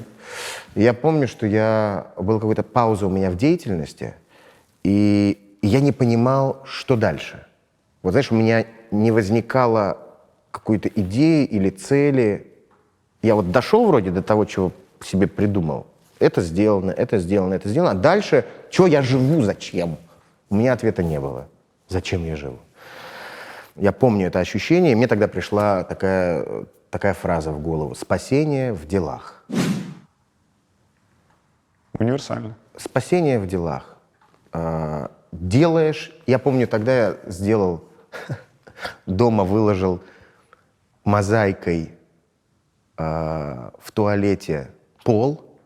И вообще сделал весь туалет. И я помню, я был на Афоне в Греции, где в одном из монастырей, там, в принципе, это много где, мозаикой выложен пол такими камешками. И я захотел повторить это и сделать в туалете. Вот. И как раз помню, что я вот ремонт затеял, потом пробежал 42 километра марафон без подготовки. Да. Да. Делаем дисклеймер, что не надо повторять. Ну, в моем случае люди разные. Окей. Было так. Мне подарили кроссовки Nike, как-то не знаю, Lunar Pro или Lunar Glide, или что-то там, Lunar. И там в рекламе, значит, были такие шарики, которые каким-то образом лопались и раскрывали всю мощь, содержащуюся в этих кроссовках. Я подумал, мне же не нужно, наверное, много времени, чтобы мощь раскрылась этих шариков, значит, лунар-глайдиков или чего они там были. Я надел эти кроссовочки, значит, пробежался от остановочки до дома. У меня не было никакой одежды, ничего. Я буквально, значит, у меня что там было? Плавательные... Спортшорты. Да, которые вот с этой сеточкой, знаешь, которые вот так вот тебе все трут. И маечка All Saints. Ну просто, да, тоже подарок. И я подумал, что, конечно, мои лунар-глайдеры запустились во всей красе. Я же пробежал от остановки до дома. Все. Я пришел, значит, у меня, помню, единственный вопрос, которым я задавался, это сходить ли в туалет по-большому перед этой прогулкой. И нормально ли, если я положу в карман мобильный телефон с проводными наушниками, а при этом карман никак не закрывается? Вот это меня интересовало больше всего.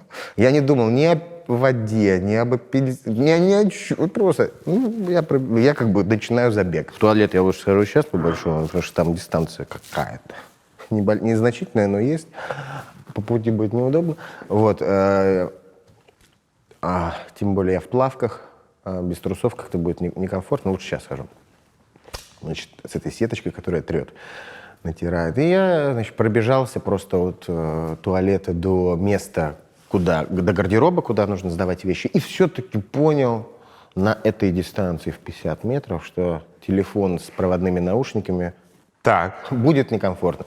Я оставил проводные наушники, там это все оставил, грубо говоря, и побежал. А это 42 километра, 195 метров. Это московский марафон был. Ты вышел на московский марафон? Да, люди очень удивлялись, потому что бежали, в том числе зрители, которые не понимали, почему артист вообще, который как бы... почему люди разные бегают, тем не менее, слишком большая дистанция. Я помню, как я бежал, да, и меня там... А я же вообще не понимал ничего. Подожди, ты готовился вообще? Ну, я тебе сказал, мне подарили... Ты 5 км даже накануне накануне, ты в рамках подготовки не пробежал вообще. Важный момент, когда я что-то говорю, оно темой является. То есть вот легенды из моего рта... Я помню, как до этого, там, может быть, полгода или год назад я что-то бегал там по кругу, где-то там возле возле дома. Так, ну целенаправленной подготовки у тебя не было. Нет, вот от остановки до дома буквально пробежался, чтобы лунар-глайдики распустились, и у меня там, я полетел. Вот я как бы так все это представил. И все, я побежал 42 километра, 195 метров. Помню, что где-то... А я же вообще не понимаю, что там вода, еда, ничего я не знаю, да. Я бегу, я помню, дурачками мне показались те люди, которые стояли и почему-то сували мне апельсины, это были бананы. И вот ты просто про бананы что-то... То есть почему-то бананы мне давали, я думаю, да какое мне сейчас есть, господа, я как бы в полете нахожусь, я 42 километра, 75 метров бегу, и все нормально. Но потом где-то на километре, наверное, не знаю, 13-м, 14-м, 15-м я первый раз, пригубил, схватил губку, которую там губки давали, еще и стаканчики с водой можно было как-то схватить. Я первый раз схватил губку, как-то ей насытился себя там это самое. А потом где-то на километре, там, то ли 20-й, то ли где-то еще, у меня уже силы были, то есть типа я понимал, что я заканчиваюсь. И мне нужно было что-то с собой осуществить. Я там, не споткнуться же, не залезть на дерево, не сойти с дистанции. Банан. И я понял, что все, что я не пробовал еще до этого, это было тот самый банан, который я не понимал, зачем вообще на этой дистанции предполагается. И вот я, бегу, у меня сил реально нет. Уже я за 20-й километр какой-то. Я хватаю банан, съедаю его и понимаю, что силы от этого банана действительно появляются. Но я допустил ошибку. После этого поворота я начал есть все подряд бананы, которые были на всех этих пунктах. Все, что было, все, все, что пихали, они там батончики, бананы. Ватрушки.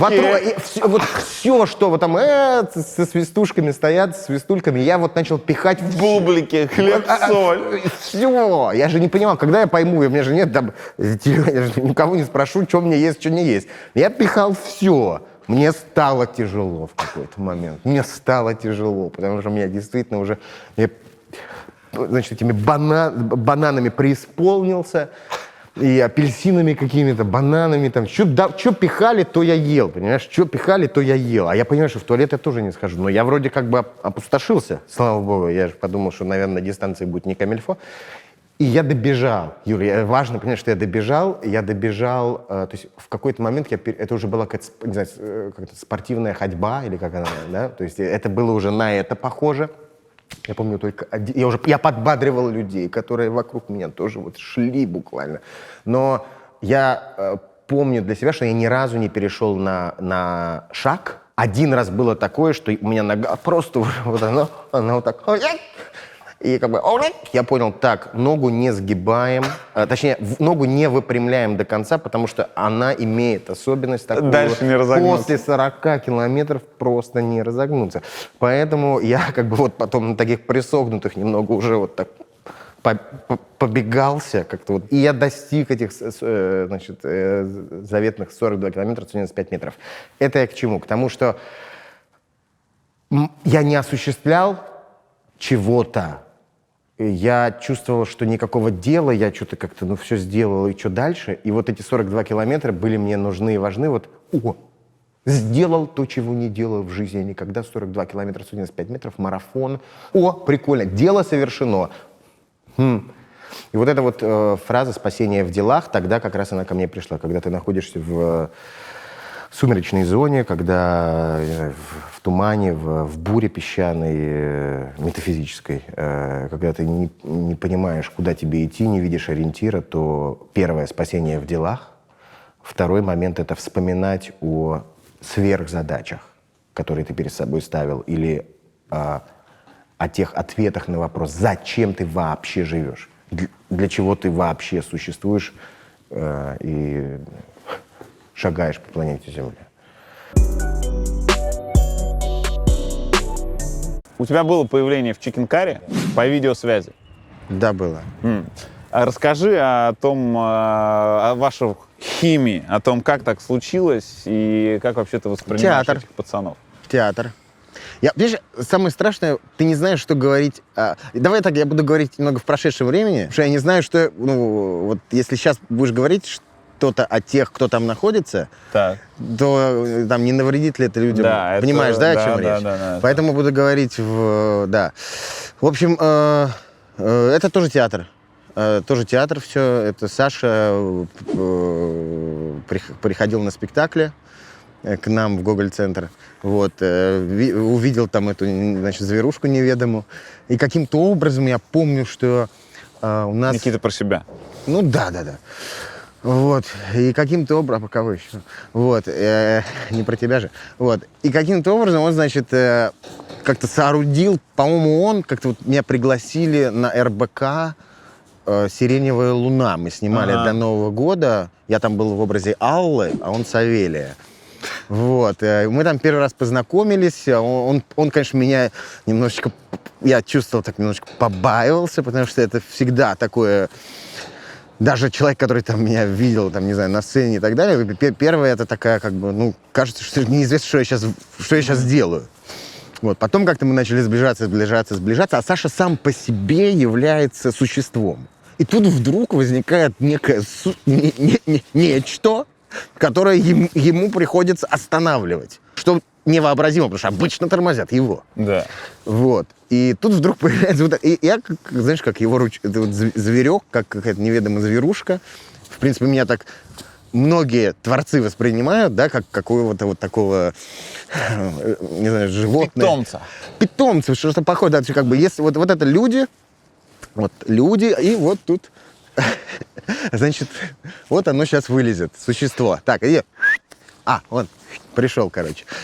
Выпрыгнул, что-то там выплыл или как-то еще. Из гипсокартона. Да, из гипсокартона, да, там вот это все. Ну, окей, слушай, за 34 года уже можно себя как-то понять, что ли, вот, идентифицировать. Вот, и мы начали работать с ребятами тогда, и в моем, так скажем, в моей экосистеме моих интересов Chicken Curry это вот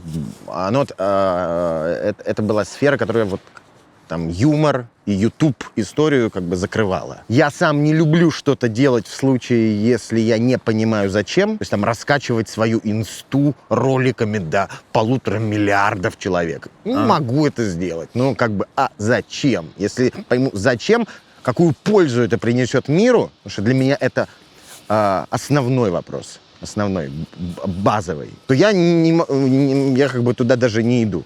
Вот. А здесь ребята меня так ангажировали на эту мазурку, и я думаю, ну, давайте, мне очень нравится, вы максимально со мной как-то в коннекте с точки зрения вкуса, предпочтения в юморе соотноситесь. Кайф, вы меня чувствуете, я вас, я готов подчиняться, порой брыкаться, но творить с вами, потому что для меня они являются абериутами нашего времени, нашего поколения. И вот, и мы с ребятами достаточно много сделали вместе. Скучаешь? Они всегда со мной. И вот, понимаешь, я вчера увидел человека после спектакля, который случайно здесь оказался. Я просто понюхал его голову, волосы понюхал, руки его. А когда первый раз его увидел... А мы 2 года не виделись. Я к этому, да? Он сюда приехал случайно. Я вот так посмотрел на его поры на коже, знаешь, какие-то вот просто, знаешь, понюхал его волосы. Значит, и когда я его увидел первый раз, ощущение было, как будто бы мы с ним вот буквально 5 минут назад на сцене пересеклись, и вот сейчас увиделись в гримерке, и этих 2 лет как будто бы и не было. Поэтому я не могу сказать, что скучаю. Я верну... Это человек из мира кино? Да. Поэтому я знаю, что я вернусь, я знаю, что я сейчас должен заниматься важным, нужным делом для нашего общего будущего. Поэтому не хочу говорить скучаю. Не, я именно по ним имел в виду, по ним. Да я и по ним, про это тоже говорю. Они всегда в сердце у меня, понимаешь, в чем дело? Вот оно так у меня работает. Я всегда, я про них живу. Вот, понимаешь, в чем дело? Вот так оно. Я для них живу сейчас. Все, что я делаю, оно нацелено на их счастье, на наше общее будущее. Поэтому нет у меня скуки. У меня есть поход. И мне нужно дойти. И нет времени на это. На раскачку. На скучачку, да. На скучачку. Ты много говоришь о цели финальной, которую ты держишь в голове. Что это за цель? Будучи еще на нашей родине с тобой, когда я создавал проект, на тот момент «Помощь», да, благотворительное мобильное приложение, я его создал по причине того, что очередной раз встретил пожилого человека, который нуждался в еде на улице. И мне было понятно, что... Бездомного? Нет, она не была бездомная, она просто вот у нее не хватало денег на еду. И мне стало понятно, что огромное количество людей с удовольствием бы ей помогли. Другой момент, что не существовало сервиса, мобильного приложения, которое бы связывало в данном случае дарителя, жертвователя и благополучателя. Такого мобильного приложения не существовало. И я решил его создать. Создал, а уже после того, как я его создал, мне в голову пришла новая идея. Что было бы, если бы по этому же принципу были созданы все остальные сервисы, которые на сегодняшний день принадлежат государству? Когда мы говорим о помощи, это социальное направление. Но ведь у нас есть еще культура, медицина, образование и все те остальные составляющие общественной жизни, которые на сегодняшний, повторяюсь, день приватизированы образованиями под названием государства.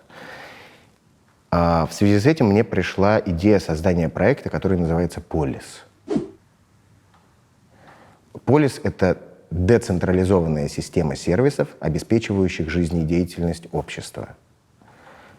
Если говорить о голубой мечте, то представь себе, что на паспортном контроле в какой-то момент тебя спросив, жителем какой страны ты являешься, ты бы сказал: я живу на планете Земля.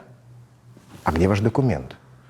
Вот, пожалуйста, мой полис ID, к которому подтягивается информация из разных сервисов, таких как культура, медицина или образование, или социальная твоя жизнь. И тебя бы пропустили дальше. Или не пропустили? Я говорю в данном случае о задаче, о сверхзадаче. Первым сервисом в рамках этой системы является Help, который, дай бог, к моменту выхода интервью, а вообще-то так и должно быть, мы сможем опубликовать ссылку на скачивание Help. И Help — это первый сервис в рамках этой системы, в рамках системы Полис, который дает возможность тебе осуществлять свою благотворительную деятельность прозрачным, транспарентным образом и помогать разным категориям нуждающихся, делать это прозрачным образом, наблюдать весь транзакционный путь денег, помогать живому. Это помощь просто вне России? Что такое Help? Это Help — это как помощь, Help. но только за пределами России. Ну, это не как Help. В данном случае мы говорим о полисе, потому что следующим сервисом будет культура. А Help — это сервис, который позволяет тебе осуществлять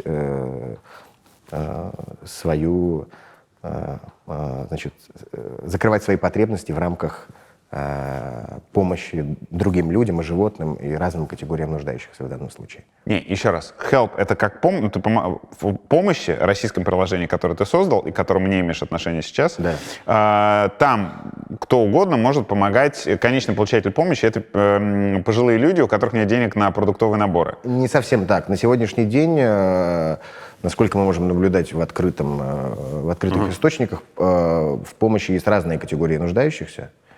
И там есть и животные, и дети. Абсолютно нет никаких барьеров. И нечто похожее ты сейчас собираешься сделать за пределами России? Если говорить конкретно, да, о Help, то да, это сервис в рамках проекта «Полис», который дает тебе возможность прозрачным образом, транспарентно, видя непосредственно, кто какую сумму перевел вместе с тобой на конкретную потребность конкретного человека, получить все отчетные документы, видеть все денежные транзакции в рамках одного сервиса. С кем ты это сделал? Я это сделал с командой, которая находится в разных частях света. Получатели помощи только русскоязычные? Нет. Самые разные? Старт у нас в Соединенных Штатах Америки. 2 штата. Это, дай бог, что мы успеем. Это Калифорния и Нью-Йорк. Но в данном случае важно, что благотворительные организации, которые будут верифицировать подопечных, это те организации, которые находятся в данных штатах. Но с точки зрения помощи, это может помощь быть оказана в любой точке земного шара. Это только вопрос, в данном случае, юридического характера, что взаимодействие с организациями в Соединенных Штатах Америки. Так, то есть Help — это первый кирпич в том, что ты мечтал бы видеть когда-то полисом. Именно так. Правильно я понимаю, что у тебя знаний и образования программиста нет? В данном случае ты выступаешь как классическое определение профессии продукт-менеджер. Человек, который связывает программистов, переводит с программистского на человеческий и делает из этого продукт. Не совсем так. Я являюсь основателем, человеком, которому в голову пришла эта идея, и я ее реализую, собираю команду, касаюсь всех процессов до того момента, пока я не понимаю, что они отстроены и уже могут без меня осуществляться. Не совсем продукт-менеджер, но часто в продукт я тоже залезаю. Но, конечно, я не являюсь программистом. На какие деньги ты это сделал? Слава богу, мне удалось обнаружить средства от ангельского жертвователя, который, как это часто бывает, когда человек жертвует какие-то деньги, он на благие дела, люди часто желают оставаться анонимными. В этом плане я уважаю позицию. Это ангельское пожертвование. Ангельский инвестор. Да. Да. А человек дал тебе эти деньги, потому что он знает тебя как актера или как социального предпринимателя, который основал помощь? Конечно, как социального предпринимателя. Ты в декабре, если я не путаю, пост в Инстаграме выложила про то, как тебе непросто сейчас. Он не какое-то время провисел, но интернет все помнит. И ты пост был про то, что насколько же все-таки тебе тяжело в новой жизни. Потом позвонил Никита, и ты этот пост отредактировала. Да, у меня бывает. Слушай, это рефлексия. То есть понятно, что мы здесь живем, все хорошо. Но в какой-то момент это просто такая волна, которая тебя накрывает, и тут начинаются какие-то самокопания вдруг, и ты такой, сейчас я всем об этом расскажу, поделюсь. И потом это очень быстро, то есть я отхожу от этого. То есть меня накрыло эмоционально. Софочка, можешь нажать, пожалуйста, это кто-то пришел? Вот, и это папа, наверное. И все, и дальше эта волна откатила, и как бы ничего. Но он такой позвонил, сказал, ты че, блин, ты че, все нормально. Я говорю, да, и правда, все нормально, что это я. Вот. То есть он меня иногда действительно может привести в чувство, когда я люблю иногда вспоминать, поплакать. А он взбодрил или заставил? Нет, взбодрил. Он в плане, он очень так, я могу сказать, я могу посоветовать, хочешь, я дам тебе совет? То есть это так без работает. непрошенных советов? Не, без непрошенных советов. Да, в этом плане, да, личные границы, они как бы уважаются. Еще важный, наверное, момент. Вот ты меня когда спрашиваешь про эту цель далекую, я бы хотел...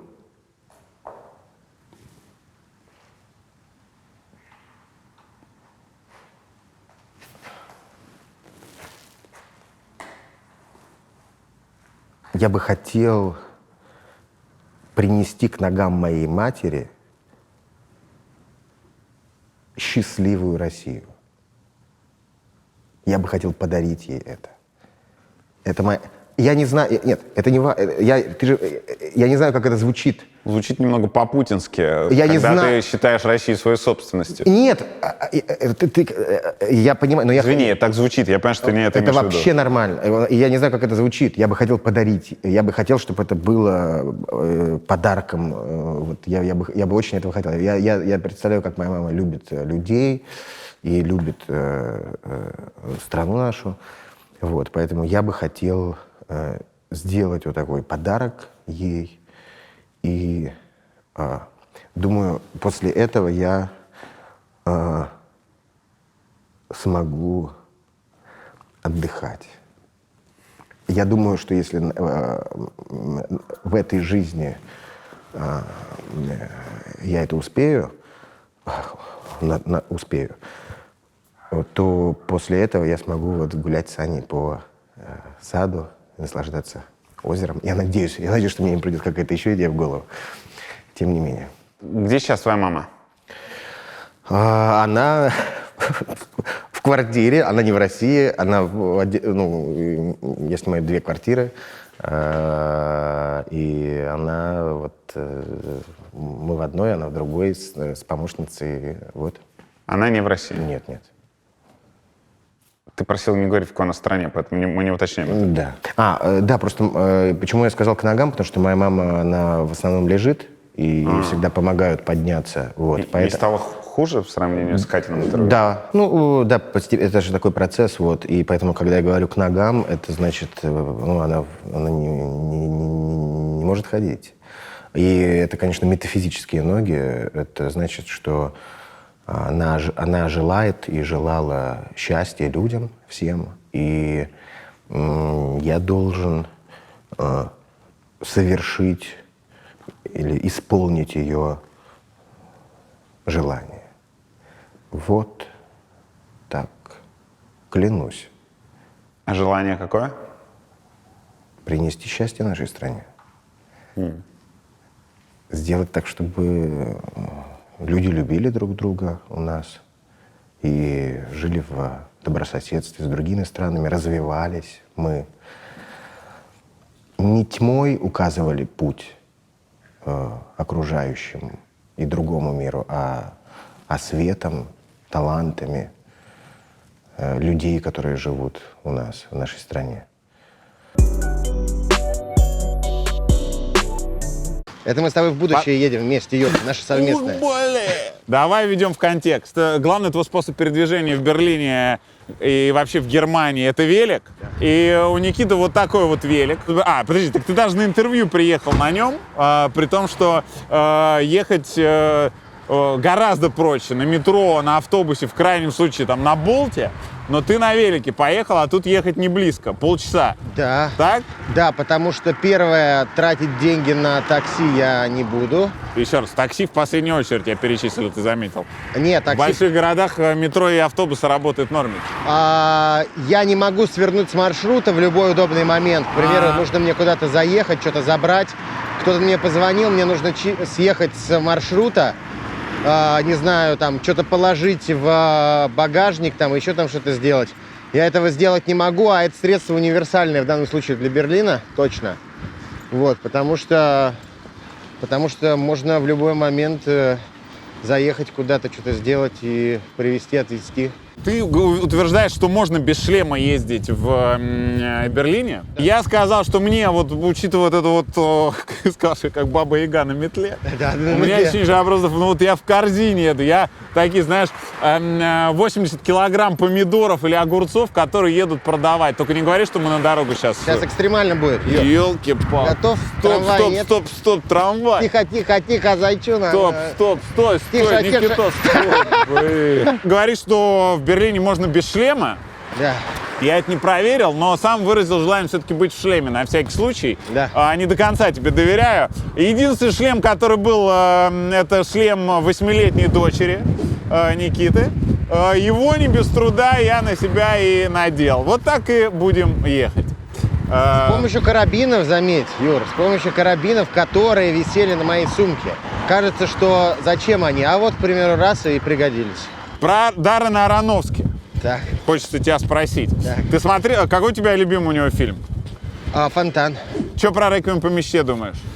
Очень давно смотрел, точно попало, эмоцию помню. Темно и грустно. Было... Считается, что это один из тех фильмов, которых стоит показывать в старших классах школы. Да. Что да. думаешь? Думаю, что почему бы и нет. Я помню возраст примерно, по-моему, мне 17 лет было в тот момент. По-моему, да. И мне показал мой друг, и, конечно, я впечатлился. Это факт. Но «Фонтан» мне ближе всего в этом плане. Назови самые полезные фильмы для подростков. Пускай будет «Прекрасная зеленая». Это такой фильм, какой-то, даже не с художественной точки зрения, какой-то не знаю, фантастика, какая-то такая странная, перемешанная с науч-попом, о таком идеальном мире. Как было бы, если бы люди жили в гармонии друг с другом Так. на Земле. Дальше почему-то мне в голову пришла «Зеленая миля». Так. Я не знаю почему, но вот так вот оно, видишь, все зеленое. И пусть будет... Господи, подросток. Да ладно, окей, хорошо. Я дочке, но она не подросток, но недавно я начал с ней смотреть фильм «Черный лебедь». Какой? «Черный лебедь». А потому что она любит балет, и я решил ей показать. Ну, понятное дело, там порой глаза мы закрываем, но тем не менее. Чьи Да. рисунки? Рисунки Софы, это она проходила курс изобразительного искусства онлайн. Это она рисовала балерин Дега. Вот. Она вообще очень любит рисовать, очень классно рисует. Это она в отпуске нарисовала такие работы, сейчас, когда мы отдыхали. Она ходит в немецкую школу. Она ходит в немецкую школу, прекрасно говорит на немецком спустя год учебы, потому что она заговорила совершенно внезапно. И ты удивилась, что это так быстро случилось? Да, она молчала. Потом я просто пришла за ней, и я услышала, как у меня ребенок, я даже не поверила немного своим ушам, потому что она просто болтает как абсолютно нейтив. И в этот момент я поняла, что все не зря, и наши дети лучше нас. Потому что нам немецкий дается, конечно, сложнее. В Берлине, правда, платят за каждого ребенка 250 евро? Да, и если я не ошибаюсь, на одного ребенка даже чуть больше. Когда их несколько, то они как бы округляют. То есть нам за двоих каждый месяц приходит 500 евро. То есть если вот София зарегистрировалась здесь, она прописана в квартире, ей автоматически начинают приходить выплаты. Ну, когда прописываетесь, да? Да. Ну, и когда человек рождается. И вы граждане России? Да. Да. Это Германия. Ого! Сколько стоит лишних денег? Ну, не знаю, конечно. У тебя есть почетная грамота от МЧС России Факт. за работу на наводнении в Крымске. Именно так. Как ты там оказался и что ты там делал? Помню, играли мы на проекте «Платформа», спектакле. И было у нас как раз-таки лето, когда мы из «Платформы» перекочевывали в Гоголь-центр. Тем летом мы хотели с ребятами поехать на рыбалку, а у меня были какие-то сомнения. Мне хотелось принести какую-то пользу. Ну вот я чувствую, что рыбалка — это не то, ребят, ну что-то не туда. Думал, ну может, и первое, что в Африку поехать, помогать детям. Почему-то, вот, знаешь, я помню, вот так же я прочитал, значит, Лопа подумал, странно, но факт. Знаешь, как бы первое, что тебе приходит в голову, почему-то там в Африку детям помогать. Вот я начал в интернете искать, что там, нужна ли моя помощь в Африке, значит, детям. И вдруг обнаружил, что наводнение случилось в Крымске. И я говорю ребятам, все, ребят, простите, пожалуйста, вот я прям чувствую, я хочу поехать в Крымск и хочу помогать людям. Не хочу я на эту рыбалку, простите меня, пожалуйста. Говорит, да как так, мы же на рыбалку, к Ромчику на дачу. Я говорю, все, пацаны, все, типа, простите меня, прощайте. И я в Крымск. Потом ребята мне звонят и говорят, мы подумали, что мы тоже поедем помогать людям. Я говорю, ну, кайф, типа, вместе поедем, поехали. Вот. И мы поехали в этот Крымск, я там был банщиком. Крым, там было очень интересно устроено вообще весь этот лагерь. Вот, как, знаешь, такой модель России только в масштабе перекрестка. Вот такой перекресток, значит, 2 дороги. Вот тут стоял лагерь обычных волонтеров, таких как я, просто который в интернете случайно увидел то, что людям нужна помощь, и поехали помогать. Нас вот так вот зажимал лагерь армии. Вот просто вот мы вот такой человек 300, да, и вот такая вот армия. Дальше перекресток, и с противоположной стороны МЧС. МЧС на тот момент казались поблаговиднее армии. Вот. А армия вот так вот нас зажимала, значит, это самое. И периодически приходили казаки с нагайками, которые били нас, значит, за что-то, что мы какие-то люди, которые не должны помогать. Или нужно это когда... Ну, короче, они сами не знали, с чего они приходили, тем более, но, тем не менее, приходили с нагайками. И вот, значит, хотели нас разогнать. А там не было больше никого. То есть там не было... То есть все организаторы, просто люди. Это вообще было первое такое, знаешь, первый добровольческий позыв страны, вообще-то. Из этого Крымска потом родилось огромное количество проектов. Благотворительных. Да. Благотворительных проектов, да. Там, разные люди участвовали, да. И вот это такая вот интересная модель России, где мы, значит, я помню, меня называли Никита Банщик. Мы жили в палатке. У нас там были такие палеты с какими-то с вещами, с гуманитаркой, которую привозили. МЧС как-то нам помогала. Да, я помню, я шел босой в шортах, вообще без майки, без всего. Иду по одному из населенных пунктов, которое затопило. Иду босой. Значит, за мной едет такой огромный, значит, МЧС. Мы с ребятами разделились. Мы там вчетвером были из театра. Вот мы в одной были группе и 2 в другой. Вот. И мы, значит, я шел, помню, заходил в дома, спрашивал, нужна ли какая-то помощь, и записывал, что нужно, потом привезем. И помню, как мы сидели в одном доме на протяжении 3 дней.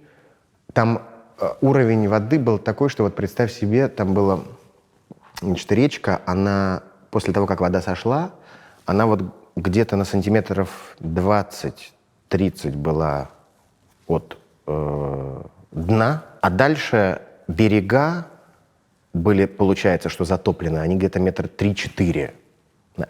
И дальше на деревьях висели простынки. Угу.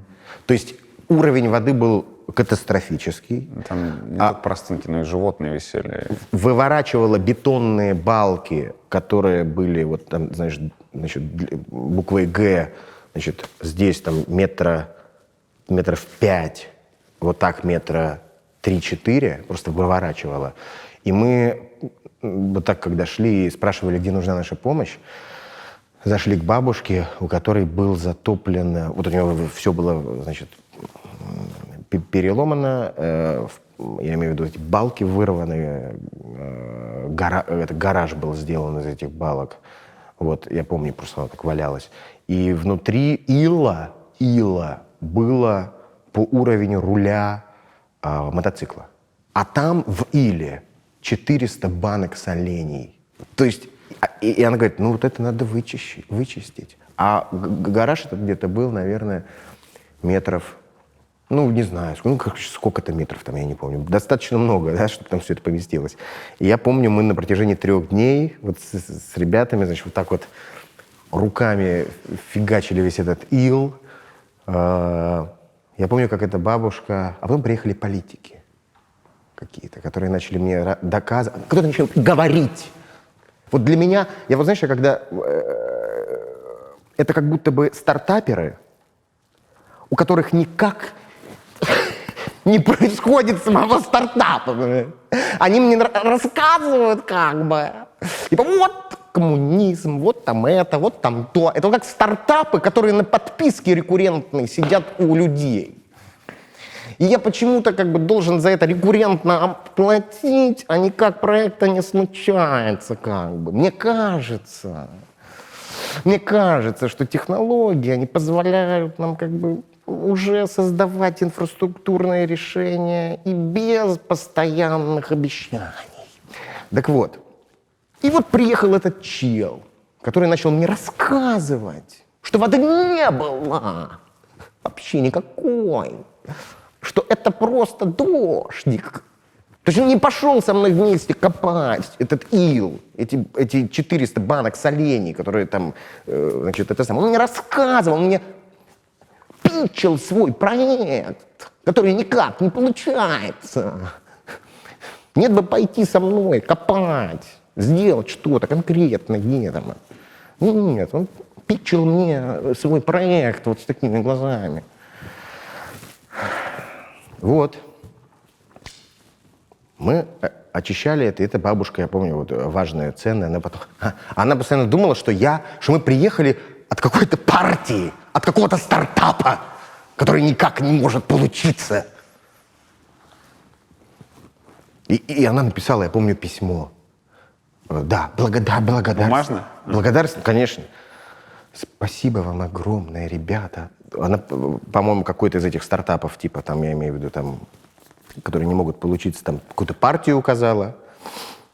Чуть ли там не кого-то там еще, что типа, спасибо, вот какие это самые молодцы, ля-ля-ля. То есть поблагодарила, знаешь, Верховного за меня, за то, что я там оказался. Хотя надо мной только небо и Бог повсюду, так что никого больше нет. Вот. Но она об этом не знала, и она поблагодарила меня за это и очень удивлялась, что мы, ребята из Москвы, приехали в Крымск бесплатно, вот ей помогать. Это тоже была очень важная отправная точка, когда я понимал, что вот это сверхусилие, это столкновение любви внутри меня, парня, живущего в Москве, с бабушкой, живущей в Крымске, только любовь может настолько растопить ее сердце и сломать, в данном случае, вот это стереотип о том, что для того, чтобы приехать в Крымск помочь, ты обязательно должен быть приверженцем какого-то из этих неудающихся стартапов. И меня еще, да, я помню, что меня там не любили, ну не то, что не любили, постоянно ждали Кукушкина, Банщика, Никиту Банщика все ждали, потому что армия, вот МЧС давала нам этот, как он называется, КамАЗ, а армейцы дали нам баню, чтобы мы мылись. Ну как-то, в чем-то. И обучили меня. И я был единственным человеком, который отвечал за вот эти, там у нас 300 человек где-то было. Это была очень опасная штука, потому что если она нагревается больше, чем если давление ты упускаешь, это может... Ну, я сейчас не хочу... Там, значит, ну, как они пугали, что на 300 метров все тут разнесет. Если вот ты сейчас... Ну, пугали. Так. Но могло быть прям хорошенько. И они все меня ждали. Я периодически задерживался, но мне нужно было приехать туда, растопить эту баню. И вот вся наша, значит, дружная Россия шла мыться в баню, а я стоял там, регулировал это все. У меня даже фотография где-то есть одна, как я стою там с этим аппаратом. Вот такой Крымск. Ты как-то сам пытался разобраться, откуда у тебя вот это желание помогать? Мама. Мама, что она тебя так воспитала? Или... Ее пример, то, как она живет, как она раздавала людям, помогала всем людям, как она жертвовала собой ради меня, своим удобством и так далее. Ну, и она вырастила меня бунтарем. И она без единого, не знаю уж чего там, это самое, верит, или верила, или верит в то, что я делаю, и в меня. Ее вера безоговорочная, и любовь, и пример дали мне возможность быть бунтарем, но при этом любить людей и ставить для себя во главу угла моей жизни изменение мира к лучшему, помощь людям. И это то, что... Это то, зачем. Вот, поэтому это мама. Есть гипотеза воспитания, что никогда не посвящайте свою жизнь детям и никогда не жертвуйте всей своей жизнью ради детей. Они этого никогда не оценят. Почему у тебя работает иначе? Или мама не жертвовала свою жизнь ради тебя? Просто по твоим рассказам кажется, что она прям всю себя посвятила Всю тебе. себя, да, абсолютно всю себя. И какой вопрос? Почему в твоем случае... Я склонен также считать, что такой манер воспитания скорее эгоизм в детях разбудит и приведет их, в общем... это, короче, плохая система воспитания. Они не оценят эту жертву, и, как правило, скорее всего, они вырастут с деформированным характером, поведением и всем остальным. Наблюдая за тобой все эти годы, кажется, что с тобой так не сработало. Поэтому я и говорю, бунтарь. Вполне возможно, что тот эгоизм, о котором ты говоришь, он проявляется в моем бунтарстве. В том, что если я так хочу, я так буду делать. Я послушаю людей, я могу согласиться с противоположным мнением, но тем не менее необходимо осуществить задуманное. Несмотря ни на что. Несмотря на стену, преграды, страны. Вообще неважно, как пес, как собака, которой дали задачу. Вот. То есть может остановить только просто если физическое тело сотрется об что-то материальное. Но ее пример, то, о чем я говорю, ее пример, то, как она и людям помогала и помогает, то, как она в социуме себя держала и строила, это для меня стало обелиском, примером. То есть и та, и другая составляющая во мне присутствует благодаря ей. Если бы она все это делала, но при этом сама была, пример бы подавала бы не очень положительный, так скажем, то, может быть, бы какая-то чаша весов перевесила. А так получается, что это бунт во имя добра. На чем ты ездил в Москве? В Москве я ездил на разных видах транспорта. У меня была Toyota FJ Cruiser 2006, по-моему, или 2008 года. У меня был Jaguar 89 года. BMW Гусь 2020, по-моему.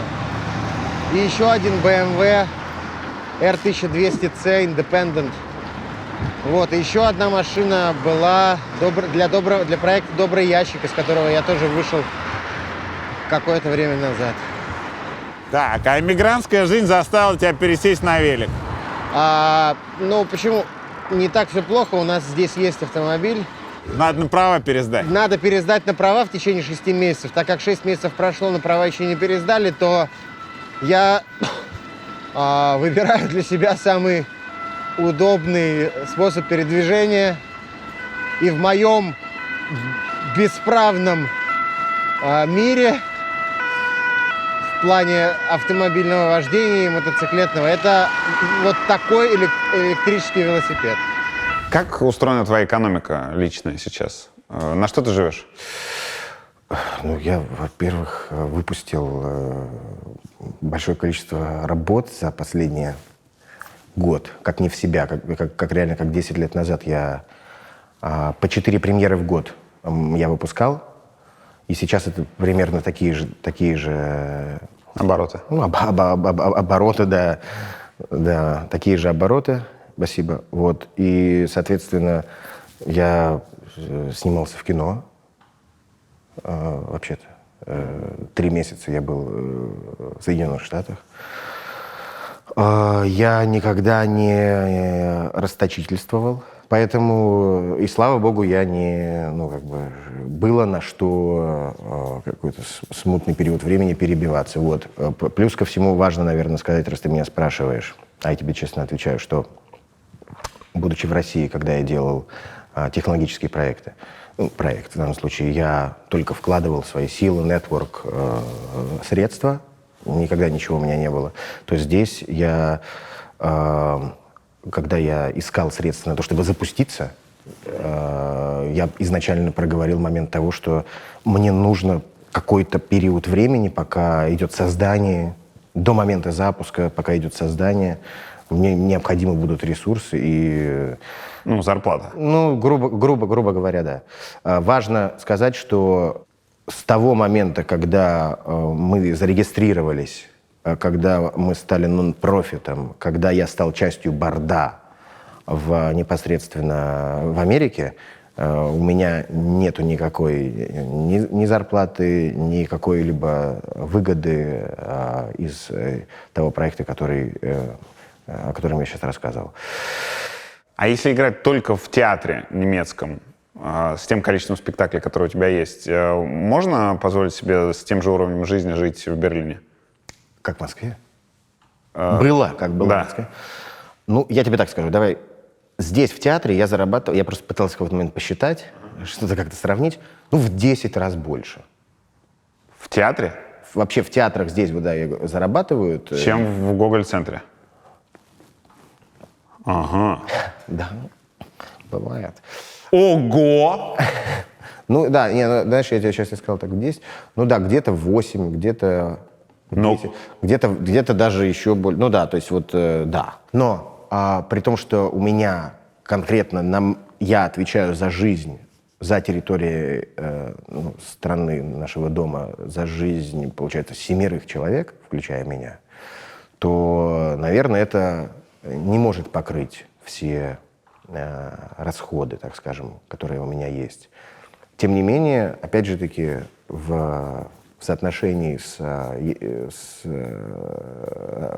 тем, что было до этого, действительно кратно выше. Если у тебя нет таких обязательств, как у меня, если ты один или вы пара, и вы еще там как-то, да, устроено, то вполне с лихвой этих денег хватает. А кино это... Ты понимаешь, в чем дело? Это не является моей, зоной моих интересов. Основной зоной моих интересов. Я, да, артист, я им рожден. Можно было дать мне имя не Никита, а артист. Это было возможно тоже. Но, отвечая себе на вопрос, зачем я занимаюсь этой профессией, в итоге получилось все таким образом сконструировалось, что тот нетворк, те возможности, которые я получаю за счет моей профессии, за счет зрителей, которые приходят в зал, за счет тех, кто смотрит кино и так далее, я все это конвертирую в те технологические проекты, которые я делаю. Поэтому все это направлено на изменение мира к лучшему. Тем не менее, у меня не хватает интереса заниматься продвижением себя как киноартиста. Выберут, позовут, я их поздравлю с этим. Я их поздравлю с этим. Но у меня другое как бы, у меня другие задачи в рамках жизни, понимаешь, в рамках того, к чему я иду. А тут замечательно, это очень долгий гэп. Если ты, артист, который ходит по кастингам, к примеру, и пытается попасть, это очень зависимая профессия, во-первых. Ты должен ждать, когда тебя кто-то выберет и дуть скажет: возьмем у тебя интервью. Подожди, Юр. Потому что я провожу параллели с актерской профессией. Хороший достиг, поговорим, возьмем, утвердим. То есть это не история твоей жизни. Это не ты ее пишешь, а ты тебе играешь в игры, которые тебе предлагают другие люди. В какой-то момент, когда я для себя свою игру определил, то, кино просто, во-первых, невозможно. Ты постоянно ходишь на эти кастинги, и может выберут, может не выберут. А плюс долгий гэп до того момента, когда тебя все-таки выбирают, и ты получаешь деньги. А далее Даже если тебя утвердят, ты получишь деньги, у тебя долгий гэп до следующего проекта. Ты не можешь себе этого позволить, в моем случае, и с той ответственностью, которая у меня есть. За 7 человек ты имел в виду вас 4, мама, помощница мамы и ваша няня? Да. Хорошо, кстати, у тебя палец последний там как раз. Но это хорошо. Слушай, видишь, случайно. Механически. Это механически. Никит, не тебе ни в коем случае. У тебя есть премия имени себя, ну, точнее, была в 2021 Почему году. да. Ты там даришь свою голову, ну, в статуэтку. Как человек с необычной формой головы, я имею право на такие вопросы, у тебя очень необычная форма черепа. Да.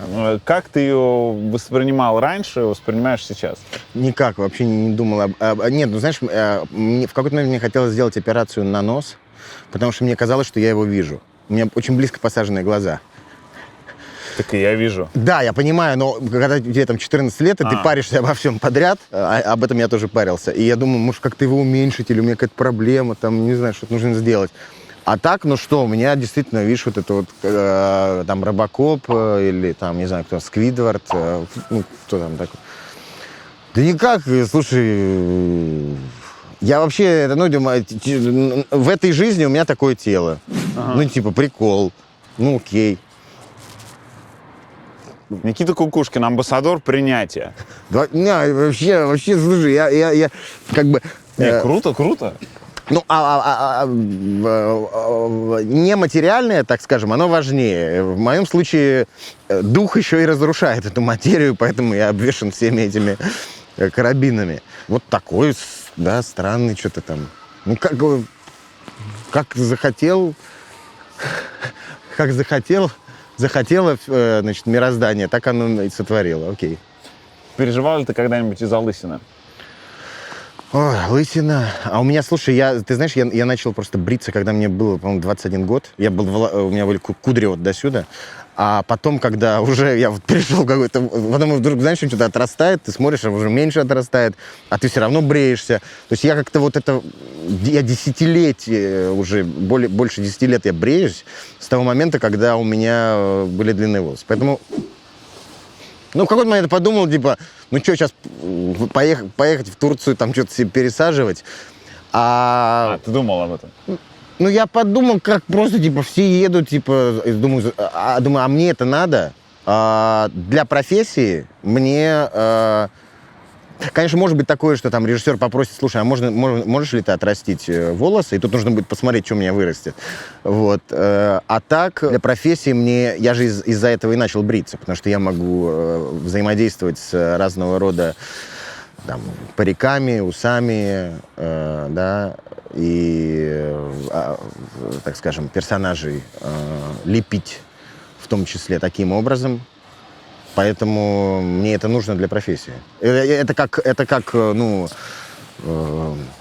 мольберт, не знаю. То тебе это проще, потому что можешь любой парик нацепить. Парик, да, все что угодно ты можешь сделать. И, да, конечно, это проще, нежели чем если у тебя есть волосы, и тебе там нужно их либо отстричь, либо еще там что-то. У Кати Гордеевой ты говорил, я здесь, потому что я хочу помочь своей родине, когда ты говорил, что ты уезжаешь.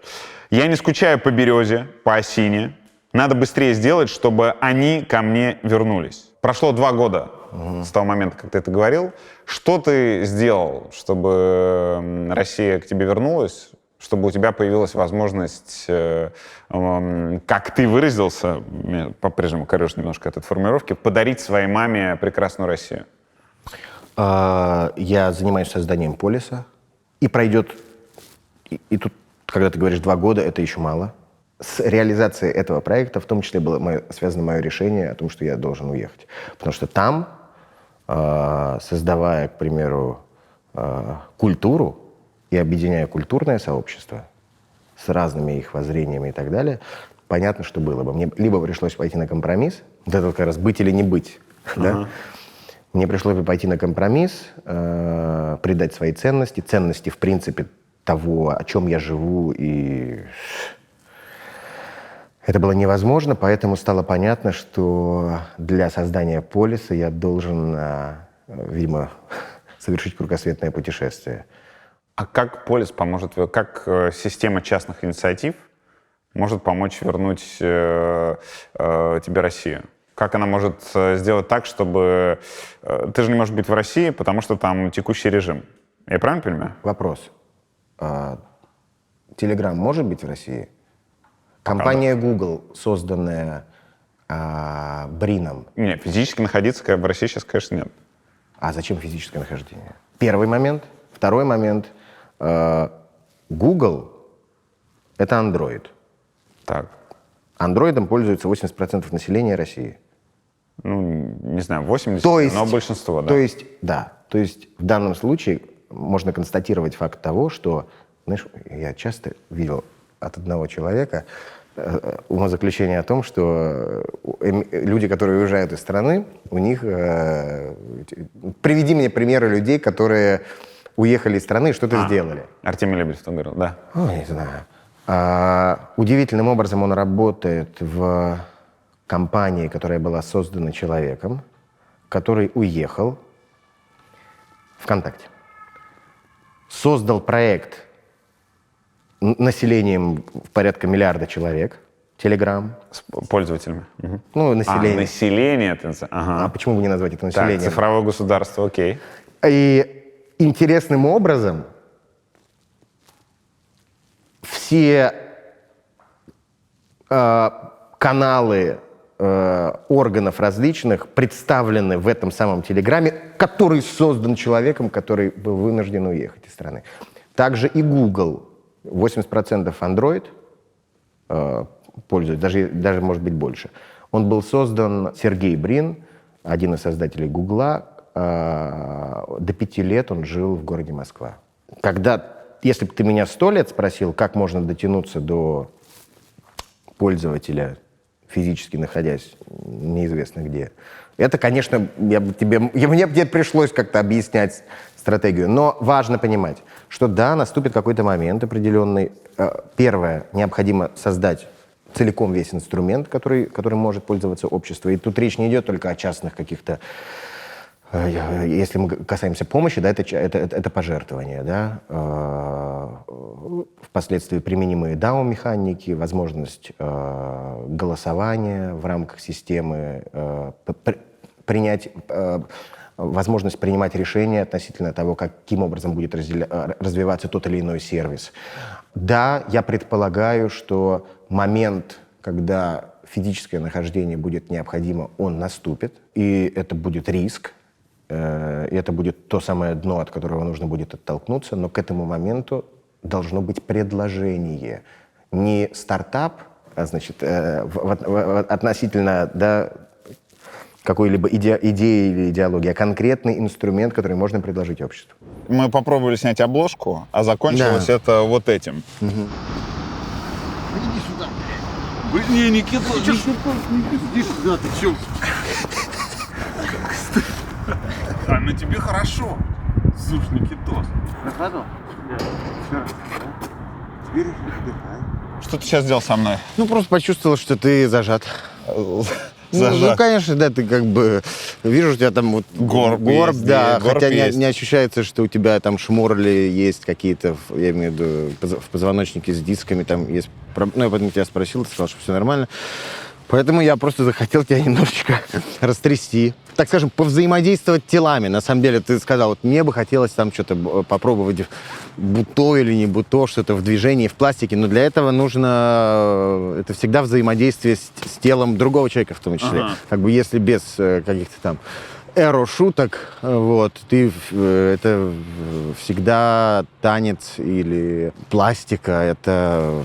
Куртки мешали, конечно. Да. Куртки мешали, да. Я хотел просто тебя немного прохрустеть, как обычно мы это делаем перед спектаклем. Да, обычно я еще прошу, чтобы на меня вставал человек, просто по мне ходил. Да? Да, и желательно очень... побольше. Но это приятно, кстати. Это приятно, да. Вот. Или вот... Я пишу только, да. Да, или тебя... Не, вот это, когда, конечно, ты взял меня на это, я понимаю, что это очень обычная штука, но почему-то как бы я давно этого не делал, и со мной никто. Это, конечно, ну, если бы куртки не было на тебе, то я вот прям вот... Это моя любимая история, как, чтобы вот именно вот так вот прям проходиться по всему позвоночнику и там получается, что каждый можно про это самое. Ну, просто я вешу 80 примерно, и тебе ты совершенно без напряга меня взял на этот. Ну, плавненько, да. Ага, а сколько ты весишь? Ну, я надеюсь, что 74, надеюсь. Ну, ты прям крепыш. Но меня называют черный краб, Почему? потому что это Паль мне такое дал прозвище. Потому что там было человек 7, наверное, пацанов, и мы боролись. И так получилось, что я поборол 7 подряд, без остановки. Боролись, в смысле? Ну, борьба. У меня, так скажем, клешни мои. Ага. Да, и они достаточно такие вот, ну, для борьбы предназначенные. Вот. И меня ребята эти черным крабом кличут. Ну, это так, в узких кругах. Прополис. Смотри, пример, вот культура. Как это устроено? Вот максимально коротко, Как максимально понятно. Как она будет устроена? Да. Про помощь про help я имею в виду. Про help понятно. Это методика та же, как была в помощи. Да, культура будет устроена следующим образом. Опять же, не люблю стартапить до момента, пока инструмент не выходит, тем не менее. Культура является собой следующая составляющая. Это автор, это некая институция, там, где авторов больше, чем 2. Это люди, там, пользователи, да, которые приносят по $5-10. И это фонды или коллекционеры, которые заносят какие-то большие суммы в это пространство. Посередине всего этого находится регулятор в виде, будь то комитет по культуре или же какой-то платформе, которая выплевывает тебе как пользователю тот или иной контент в ленте. К примеру, если ты в Инстаграме отсматриваешь, не знаю, смотришь на какие-нибудь бои ММА, то тебе больше этих боев будет предлагать. Культура не может быть устроена таким образом по причине того, что вот я помню по себе, когда я послушал Radiohead в 17 лет, то я вообще ничего не понял, а в 21 она стала, это моя любимая группа оказалась. Вот как-то так, я распробовал. И культура — это такая же, знаешь, оливка, которую ты в 15 лет не поймешь. Это как с тобой и спектаклем, грубо говоря, на самом деле. Ты пришел на один спектакль, к примеру, тебя не тронуло, ты вообще бы мимо проходил. А вдруг ты пришел, оно вот случилось, сметчилось, и ты такой что-то понял, что-то узнал. Соответственно, культура будет давать... Это сервис, который будет давать возможность авторам монетизировать свое творчество в рамках платформы, будет давать возможность краудфандинг на свои новые проекты в рамках платформы, а контентная лента будет модерироваться в данном случае людьми, представителями того или иного направления, которых выберут непосредственно сами авторы, голосуя или предлагая свою позицию в этот совет для того, чтобы эти люди, которые являются экспертами в той или иной области, могли, банально проставляя лайки, влиять на то, какой контент поднимается выше в контентной ленте. На сегодняшний день вот я столкнулся с такими вещами, знаешь, к примеру, у нас есть куча разных платформ и сервисов, где деятели культуры вот здесь пишут, вот здесь они краудфандят, вот здесь они выкладывают какой-то еще материал. А в итоге получается, как бы вроде везде они есть, но так, чтобы я мог зайти на страничку к режиссеру, Кириллу Серебренникову. к примеру, открыть календарь его событий, посмотреть, где он, какие у него события происходят, посмотреть, что он сегодня делает, какие он делает работы, какие в процессе находятся и, к примеру, нуждаются в инвестициях. Потому что сегодня этот рынок устроен абсолютно кустарно. Там это «Алло, Сергей, а можешь познакомить меня с Мариной? Сейчас меня Наташа, там бокал, просекко, приеду, куда? Хорошо, я уже там». И вот они садятся, и вот они беседуют, и вот как-то деньги находятся. Заходишь, да, чтобы у тебя была возможность увидеть, какие работы буквально сегодня делает этот человек. Может быть, ты можешь буквально закинуть денег в этот проект в том числе. Чтобы была возможность отчерков, как вот, знаешь, сейчас это находится там в телеге, у кого-то свой канал, там у кого-то здесь, а в данном случае на культуре люди бы могли там, выставлять, к примеру, платную подписку точно так же за тот уникальный контент, который они производят, но так, чтобы в одном месте все, что касается культурной жизни, оно бы находилось. Потому что на сегодняшний день оно все разбросано, и часто деятели культуры, им даже неудобно и некомфортно искать деньги на свои проекты, потому что для себя я, знаешь, какую-то аналогию провожу с павлинами, у которых лысые попки.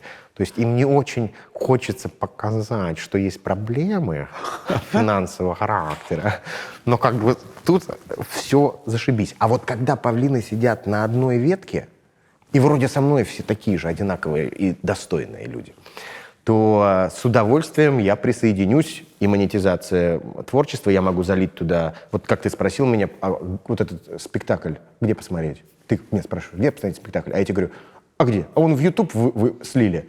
И еще вот там чувак в Телеграме в какой-то группе выкладывает. Просто так, бесплатно, просто ничего вообще не происходит. А это же, на самом деле, через 100 лет даже будет котироваться. Но если сегодня, когда мы пытаемся обнаружить, предположим, рефлексию Галича на тему его эмиграции, нам приходится, идем сюда, здесь что-то там. То есть мы не можем зайти просто на страничку Галича, посмотреть, что он думал, что писал, как рефлексировал, послушать композиции там же, в его же профиле. И, к примеру, увидеть... ну, понятно, что тогда он этого сделать не мог, а какой он контент выкладывал в это время. То есть все в одном месте. И важный, наверное, момент еще, что понятное дело, что это также может быть связано с передачей прав, да, когда ты заходишь, к примеру, на страничку какого-то режиссера, видишь, что там этот спектакль, он в коллекции находится частного инвестора, который выкупил его или который проспонсировал его создание. В частной коллекции он дает вам возможность бесплатно посмотреть эту работу или же там берет за это какие-то деньги. То есть это такая оцифрованная культура, но важный момент, что, опять же, что вот рычаги управления, то есть контентной лентой, сводятся не к какому-то комитету, который выбран непонятно кем, а он состоит из представителей профессионального сообщества, которых выбирают люди непосредственно из этого профессионального сообщества, либо выдвигая свою кандидатуру. Ну, такой комитет по культуре. А в комитет по культуре ты не можешь... в комитет по культуре государства. В комитет по культуре ты не можешь попасть. Ты должен обязательно сказать, что нужно, или сделать, что не нужно, и тогда тебя пустят. И тогда почему-то этот человек в комитете по культуре скажет, что Гоголь-центр нам не нужен, потому что я его не люблю. Или он нам нужен. Хотя 99% заполняемости зала, и люди голосуют, очевидно, рублем, что театр нам необходим. По этой причине, если бы профессиональное сообщество решало бы и не занималось бы канцелингом, а в данном случае выискивало таланты молодые и так далее, и это было бы сменяемые позиции, которые у тебя бы не было бы физической возможности там, не перевыбраться в течение определенного отрезка времени, то в данном случае это как бы, конечно же, не аналогично сегодняшнему комитету, о котором ты говоришь, потому что там все непрозрачно, непонятно, откуда эти люди, кто их выбирал, кто конкретно отдал свои голоса за них и так далее. Мы пока болтаем с Софотом, с айпадом. У вас есть лимит в день? У нас есть лимит в день, но бывают такие дни, когда, как сегодня, например, то есть она очень долго может его не смотреть, и потом немного залипнуть, но я это контролирую, что на следующий день просто этого времени будет меньше. Фотография — Это... Никита, эта фотография, это, по-моему, 8-летие Гоголь-центра, когда Кирилл уходил. перед его отъездом.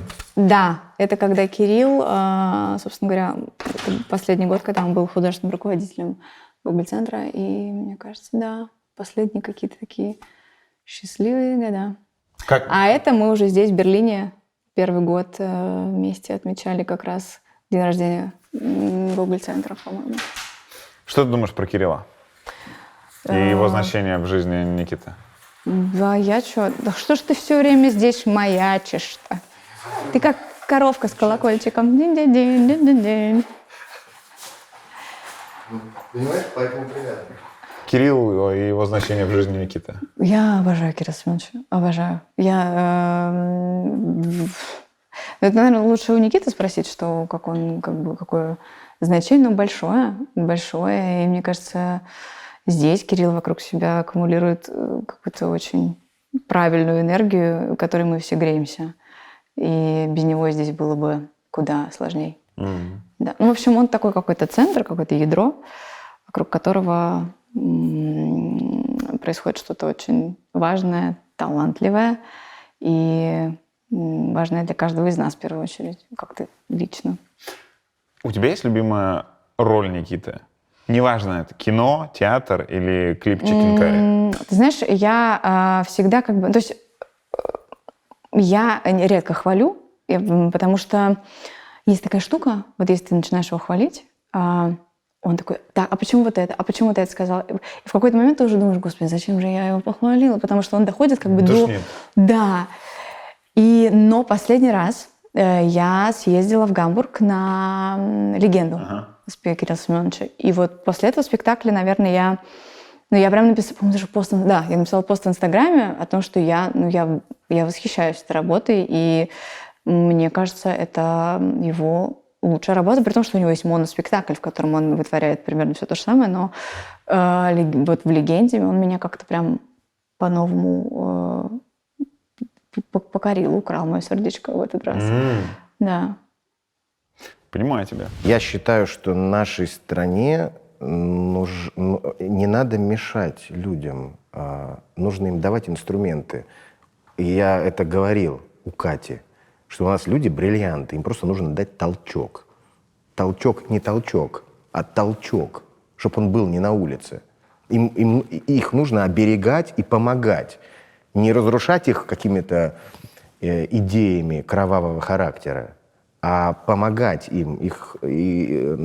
Нужно давать им эти возможности, эти инструменты для развития. Потому что от идей и идеологии уже голова пухнет. У нашей с тобой родины мы уже опухли от идей. У нас же реально уже кровь льется повсюду. Именно из-за них. Именно из-за... это же это так, понимаешь? Потому что это так. Потому что я когда вижу это, и когда наблюдаю, как пестуется убийство и смерть, я... Не знаю, у меня аналогия только с... Там есть один такой представитель яркий. Я вижу маньяка-импотента, который анонирует на смерть людей, детей, животных и брызжет идеями, брызжет идеями кровавыми, как слюнями изо рта. А какой герой? Мент из «Груза 200»? Нет, он абсолютно реальный. Да, с бородой такой седой. Дугин. Легенда. Какие у тебя планы? Слушай, у меня планы. Я вот наконец-то, мой мозг, мои гормоны немножко пришли в себя после декрета. То есть сейчас Мирону год. И уже случается какая-то работа. В этом Берлин классный тем, что здесь такое количество актеров. Да, актерская комьюнити, и тут все время что-то происходит. То есть как бы есть... Ты понимаешь, что работа, какая-то жизнь, она будет, и она есть. И все что-то друг другу предлагают постоянно. Кто-то сюда, кто-то... то есть и какое-то вот это вот ощущение какой-то семьи здесь, это, конечно, покупает в этом городе, потому что тебе здесь прям хорошо от того, что здесь люди классные с тобой переехали. Поэтому да, вот раз был спектакль, сейчас было кино, сейчас будет еще один спектакль в феврале. В общем, какая-то жизнь кипит. И это классно, потому что декрет в незнакомом городе, в который ты переехал 2 года назад, без близких рядом, это, конечно, такое испытание небольшое. Это очень просто. Ты говорил про яблоневый сад, в котором хотел бы гулять в старости вместе с Аней. Я представляю себе это. Да. В каком месте, в какой стране будет этот яблоневый сад? Ну, когда я все сделаю, я спущу лодку на озеро, которую я не спустил, которую я сделал, но не спустил. Лодку «София», как дочку я ее назвал, потом уехал. Ты сделал лодку в России? Да, да. Ну, лодка маленькая, казанка. Так. Просто хорошо оборудованная казанка. Вот я смогу тогда отдохнуть. И, наверное, сад будет... Ну, в принципе, я предполагаю себе, что где-то там, где у нас... Мы предполагали, что дача у нас будет. Что это за озеро? Пироговское водохранилище. Между Питером и Москвой. На Валдае. Между Питером и Москвой. Помнишь, у меня было обращение одно, где я говорил, что я поеду ловить щуку, которая исполнит уже, наконец, ваше желание, а мы сами исполним свое. Ну, я поехал ловить щуку. Я ее словил, но и отпустил. Вот. Казанка с именем София так и стоит там. Да. Там нет имени, чтобы быть точным, там нет имени София, потому что я не успел его написать на этой лодочке. Но лодочка называется «София», и там будет написано «София». И мы с тобой водочки хряпнем на ней, когда можно будет. Ну, я тебя приглашу, а потому что сам думаю. В чем сила? Ну, в любви. В любви. Ну, вот сейчас как никогда, мне кажется, всем это нам понятно. Да. И финальное. В чем сила? В тебе, во мне, во всех, повсюду.